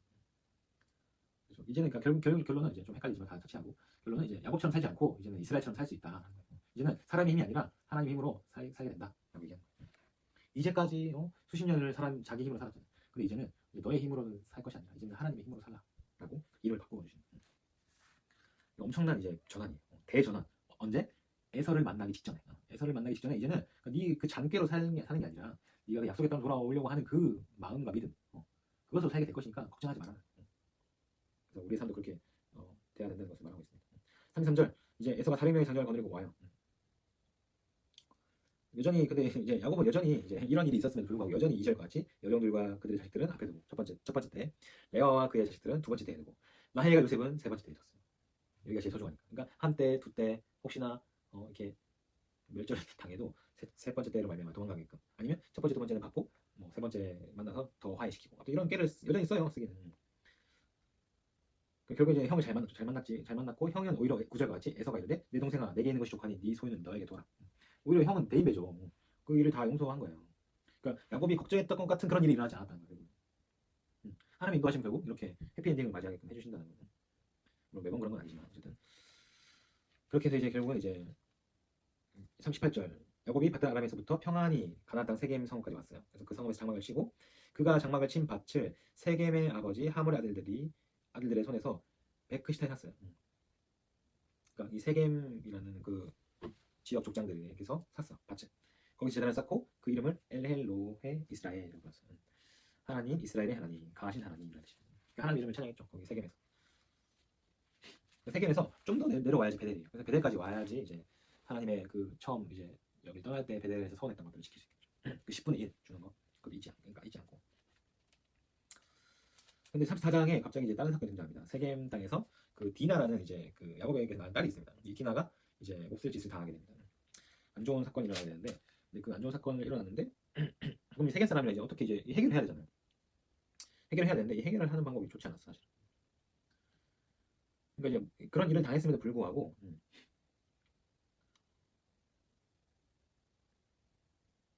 쭉 읽어보시면 이제 디나 자기 누이가 더럽힘을 당했으니까 24절과 같이 야곱의 아들들이 세겜 그 범인이죠. 범인과 그 집단이 차라리 우리랑 결혼하자 이렇게 얘기를 한 거예요. 근데 이제 야곱의 아들들이 야 그럴 순 없다. 그게 무슨 소리냐. 그럴 순 없다. 할례 받지 아니한 사람에게 우리 누이를 줄 수 없다. 이는 우리의 수치가 된다. 14절과 같이. 이거 뭐 틀린 말은 아니거든요. 오히려 오히려 야곱의 아들들이 좀 더 하나님의 명령을 잘 지키고 있는 거예요. 그런데 이같이 하면 너희에게 허락하리라. 만일 너희 중에 남자가 할례를 받아라. 근데 이거 재밌는 게 할례를 받아요 지금 세겜 사람들이. 18절 그들의 말을 하몰과 그의 아들 세겜이 좋게 여기고 그 일 행하기를 지체하지 아니하였어요. 그래서 이것도 좀 아이러니하죠. 어쨌든 착하게 말을 잘 듣긴 하는데 이 포경을 하면 못 움직여요. 며칠 동안. 근데 그때 어떻게 하냐? 25절 제3일에 아직 그들이 아파할 때 야곱의 두 아들 디나의 오라버니 시므온과 레이가 각기 칼을 가지고 몰래 그 성읍의 기스판에 모든 남자 죽여. 그러니까 이게 수술을 했으니까 못 움직이는 거예요. 뭐 칼 잡을 힘도 없고 뭐. 그러니까 그때 막 기스판을 다 죽여. 그래서 칼로 하몰과 그의 아들 세겜을 죽이고 디나를 세겜의 집에서 데려옵니다. 야곱의 여러 아들 27절 그 시체 있는 성으로 가서 노력하였으니 이는 그들의 누이를 더럽힌 까닭이라. 그들이 양과 소와 나귀와 성읍에 있는 것과 들에 있는 것과 그들의 모든 재물을 빼앗으며 그들의 자녀와 그들의 아내들을 사로잡고 집 속의 물건을 다 노력한지라.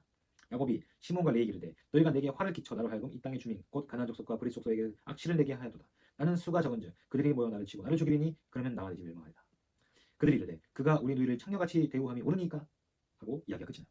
이제 삽입 구절 같은 거예요. 이것도 창세기에서 삽입 구절이 2번 정도 등장합니다. 제가 볼 때 34절과 나중에 38장 유다가 갑자기 들어와요. 요셉 이야기 중. 이게 말하는 게 이제 이 성경 한 이야기인데 31절과 같이 약간 의문형으로 끝나죠. 정답이 없죠. 이게 이제 성경도 종종 이런 걸 쓰는데 답을 안 내려요. 그러면 뭐냐? 청중으로 하여금 답을 유도해요. 질문하면서 딱 끝이 남았어. 여러분 이 30절 야곱의 답변이 정상적인 답변이 아니죠. 나는 수가 적은데 야, 나 너희들 때문에 내가 망하게 생겼어 이렇게 얘기하는 거죠. 근데 자기 딸이 그렇게 못쓸 짓을 당했는데도 그 형제들의 옳지 못한 행동, 물론 이제 옳지 못한 행동일 수 있죠. 근데 그 전에 먼저 뭐가 선행돼야 되겠어요? 이 잘못을 먼저 따져야 되는 거죠. 그 세계 사람들에게. 그리고 본인이 먼저 그 잘못에 대해서 딱 얘기를 해줘야 되는데 묵묵부답하는 거예요. 5절 나와요. 5절 하반절에 더럽혔다 함을 들었으나 아들들이 들에서 목축함으로 그들이 돌아오기까지 잠잠했어요. 오히려 야곱은 잠잠한 거야. 왜겠어요? 야곱은 어떤 사람이에요? 기회주의자잖아. 계산적인 사람이에요. 내가 지금 세겜 땅에서 지금 이 밭을 사가지고 여기에 지금 새들어 살고 있는데 이거 내가 잘못 갖다 얘기했다가는 이 밭에서 쫓겨나고 내 걸 다 일을 쳐진 거야. 내가 어떻게 마련해가지고 여기까지 왔는데 이런 느낌인 거죠. 여전히 자기의 것을 더 생각하는 거예요. 이름이 바뀌었는데도 여전히 그 이스라엘로 불리지 않아요. 야곱으로 불리고 있죠. 여전히 똑같아요. 그러면서 31절 같이 의문형으로 끝나는 거예요. 누가 옳은 거냐? 뭐가 옳은 거냐? 딱 물은 거죠. 그러니까 야곱이 옳게 행한 게 아니라는 걸 청중들로 알게끔 유도해 주는 거죠. 그런 약간 단막극 같은 게 이제 등장합니다. 그래서 그렇게 하면 안 된다는 걸 잘 보죠. 잘잘못은 따질 거 따지고 하나님의 것을 얘기해야 되는 거죠. 35절 드디어 이제 세겜에서부터 하나님이 야곱에게 이르셨어요. 베델로 올라가서 거기 거주하며 네가 네 형 에서의 낯을 피하여 도망하던 때에 너에게 나타났던 하나님께 거기서 재단 쌓아라. 야곱은 안 움직였나 봐요. 하나님이 항상 등장해줘야지 움직여. 수동적인 거죠. 근데 그나마 좀 적극적으로 움직입니다. 2절과 같이 이방신들을 버리고 정결하게 하고 이복 바꾸고. 그래서 내가 가는 길에 3절 나와 함께 하신 하나님께 내가 거기서 제단을 쌓으려 하노라.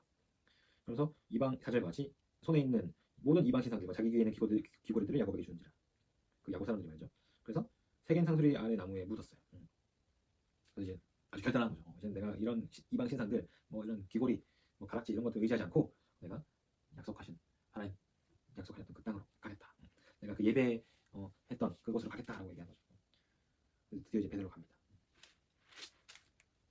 그래서 갑자기 19절, 10절, 11절 야곱이 바단 아람에서 돌아오매 하나님이 다시 야곱에게 나타나서 그에게 복을 주시고 하나님이 그에게 이르시되 네 이름이 야곱이지만은 네 이름을 다시는 야곱이라 부르지 않겠고 이스라엘이 네 이름이 되리라 하시고 그가 그의 이름을 이스라엘이라 부르시고 하나님이 그에게 이르시되 나는 전능한 하나님이라 생육하고 번성하라 한 백성과 백성들의 총회가 내게서 나오고 왕들이 네 허리에서 나오리라. 하나님이 이제 그 언약을 기억하게 하시죠. 그 약속을 기억하게 해주시고 이름을 야곱이라 부르지 않고 이스라엘이라 부르겠다 하시죠. 그래서 결국 이제 하나님이 다시금 이제 끌어오시는 거죠. 결국에 네가 야곱이지만 내가 이스라엘로 명명한 만큼 하나님이 너와 함께한 자처럼 하나님이 이기게 하시는 자처럼 너를 그렇게 데려오겠다. 너를 사용하겠다. 이렇게 말씀하시는 거죠. 그래서 베델로 도착해서 이제 거기서 뭐 14절과 같이 돌기둥 세우고 전제물이라고 하는데 어쨌든 이제 그 제물을 이제 붓고 이제 곡식으로 만든 제물이에요. 전제물 붓고 그 위에 기름도 붓고 그래서 하나님께 예배를 드린 거죠. 이쯤 이제 라헬이 갑자기 해산하게 되는데 이제 그 19절에 이제 안타깝지만 라헬이 죽게 됩니다. 에브랏 곧 베들레헴 길의 장사되었습니다. 우리가 잘 아는 베들레헴 에브라다라는 곳이죠. 예수님이 탄생하신 곳이자 의미가 있는 곳입니다. 22절에 루벤이 빌하와 동침했습니다. 아버지의 아내와 동침합니다. 이건 아주 악한 행동입니다. 체크만 해주시고. 이삭은 28절 같이 180세에 죽습니다. 죽고 36절에 이제 에사의 족보가 나옵니다. 아까 족보가 나온다면 뭐라 했죠? 다음 이야기가 시작되고 다음 인물이 나온다. 에사의 족보 쭉 나오고 쭉 나옵니다. 나오고 뭐 크게 중요한 건 없고요. 37장 요새 등장, 드디어 요새 등장. 요새 이야기도 길죠? 근데 왜 야곱이 주인공이에요? 야곱은 계속 나와요. 야곱은 계속 나와요. 야곱 중요합니다. 우리가 뭐 잘 아는 내용이고 요셉 채색옷 입었고 더 사랑해서 요셉이 왜냐면 라헬의 아들이었기 때문에 야곱은 라헬의 아들인 요셉과 베냐민을 더 사랑했죠. 편애했으니까 뭐 시기가 있는 건 당연하겠고. 꿈을 두 개를 꾸죠. 7절 곡식단이 형제들의 곡식단이 이제 요셉의 곡식단에 절을 하고, 그다음에 두 번째 꿈은 9절 같이 해와 달과 11별이 내게 절한다이다. 그 말을 이제 아버지한테 하니까 형들도 그걸 들었는데 기가 막힌 거죠. 야, 그럼 내가 나도 절을 해야 돼? 뭐 이런 느낌이죠. 근데 야곱은 이제 이 말을 간직했죠. 그래서 이제 12절 같이 형들이 세겜에 가서 아버지 양떼를 칠 때 요셉이 이제 가서 뭐 잘하고 있냐 한번 보고 와라라고 이제 야곱이 요셉을 보내죠. 그래서 17절에 가니까 도단까지 갔다. 도단으로 내려가 보자. 내려가니까 이제 딱 보이는 형들이. 19절 같이 형들이 요셉이 오는 거 보고 야, 꿈꾸는 자가 오네. 비꼬면서 얘기했겠죠. 그러면서 어떤 사람이 얘기했는지 모르겠지만 20절에 자 그를 죽여 한 구덩이에 던지고 우리가 말하기를 악한 짐승이 그를 잡아먹었다 하자. 그의 꿈이 어떻게 되는지를 우리가 볼 것이니라. 시기가 많으면 이런 일이 일어나죠. 루벤이 장자한테 듣더니만 야 근데 죽이지 말자 얘기하고 구덩이에 던지자 이렇게 얘기해요. 그래서 구덩이를 파서 거기 던져버립니다. 그러니까 그리고 이제 형제들은 자기 동생은 이제 구덩이에 앉아가지고 막 학대받고 있는데 저기 앉아가지고 이제 형들은 음식을 먹습니다. 25년. 근데 먹다가 보니까 이스마엘 사람들이 막 지나가는 거예요. 길르앗에서부터 막 오는데 지나가는데 그 사람들이 이제 애굽으로 내려가나 봐. 뭐 어떤 무역 물품을 싣고. 그러니까 26절에 유다가 이렇게 얘기해요. 유다가 야 우리 동생을 죽인들 여기 구덩이에서 죽인들 뭐가 유익할까? 야, 그러지 말고 그냥 저 사람들한테 팔자. 그래서 그에게 손을 대지 말자. 그러니까 우리가 죽이지 말자는 거야. 그냥 팔아서 어찌됐든 이제 생명은 거두지 말자. 이렇게 얘기하는 거예요. 그러더니만 형제들이 동의해요. 그래서 28절 미디안 사람 상인들이 요셉을 은 20에 팔아넘깁니다. 은 20세겔에 팔아넘깁니다. 그래서 이스마엘 사람들이 이제 그 사서 이제 요셉을 데리고 애굽으로 가버렸습니다. 여기서 나오는 은 20, 예수님도 은 30에 팔리죠. 이제 같은 가격이라고 하는데 여기서는 뭐라고 했냐면 이제 20세 미만은 은 20세겔, 20세 이상은 은 30세겔. 노예 몸값이었다. 노예 몸값에 이제 이삭이 팔렸고 그 노예 몸값에 가룟 유다가 예수님을 이제 30세겔에 팔아버렸죠. 그래서 여기도 이제 같은 이제 부분 나오죠. 그러니까 이제 이게 유다는 이제 그게 중요해요. 루벤은 이제 살려 주려 했고 죽이지 말고 그냥 구덩이에 갇혀 있고 유다는 구덩이에서 죽이지 말고 그냥 여기서 손을 대지 말고 이제 상인들에게 팔아서 이제 우리의 죄를 피하자 이렇게 얘기했죠. 어쨌든 이제 뭐 좀 더 건설적인 방법을 얘기하긴 했죠. 자, 그러면서 이제 유다를 체크를 잘 하세요. 26장 유다가 결국에는 예수님이 어느 자손으로 옵니까? 유다 계보로 오죠. 유다를 잘 체크하시면 돼요. 38절 삽입장입니다. 아까 등장한 삽입장이랑 비슷하게 삽입장. 요셉 이야기 나오다가 유다 이야기 나오는 거예요. 자, 이게 무슨 내용이냐? 자, 이제 유다 이야기 나오는데 유다 2절에 유다가 자기 형제 1절에 자기 형제들로부터 떠나서 내려가서 아둘람 사람, 이건 약간 이제 뭐라 해야 될까? 뭐라지 이걸? 에필로그 말고 프롤로그 같은 느낌이에요. 이야기로 치면. 유다가 이제 어떤 사람인지 갑자기 딱 얘기해 주는 거예요. 유다가 자기 형제들로부터 떠나서 아둘람 사람 히라와 가까이 하더니, 아둘람이 정확히 어디인지 지금 모르겠네요. 자, 유다가 거기서 가나안 사람 수아라 하는 자의 딸을 보고 그를 데리고 동침하니, 어쨌든 이제 자기 종족 사람 아니에요. 수아라는 사람에게서 동침했는데 3절에 엘 첫째 아들, 4절에 오난, 그다음에 5절에 셀라, 오난 셀라는 세 아들 낳았습니다.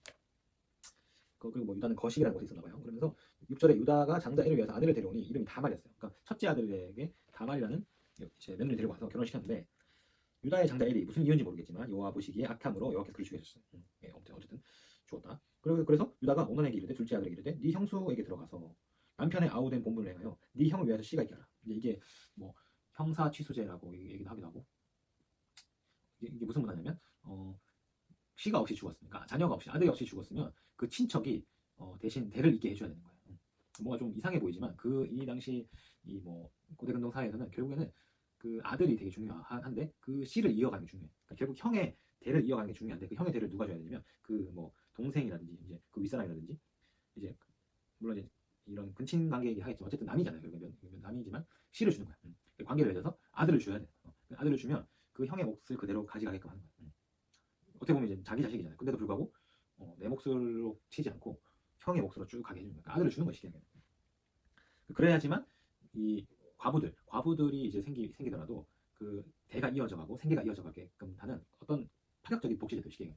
되게 파격적인 복지제도를 이제 이 고대 사회에서는 이렇게 시행하고 있었어요. 성경에서는 이걸 되게 옳은 행위라고 봤습니다. 그래서 나중에 룻기에 가시면 룻기에 보면 이제 룻도 비슷한 상황이 일어나죠. 근데 아무도 이제 그 뭐죠 룻의 그 룻과 이제 그 루스 뭐죠 그 나오미의 아들들의 대를 이으려 하지 않죠.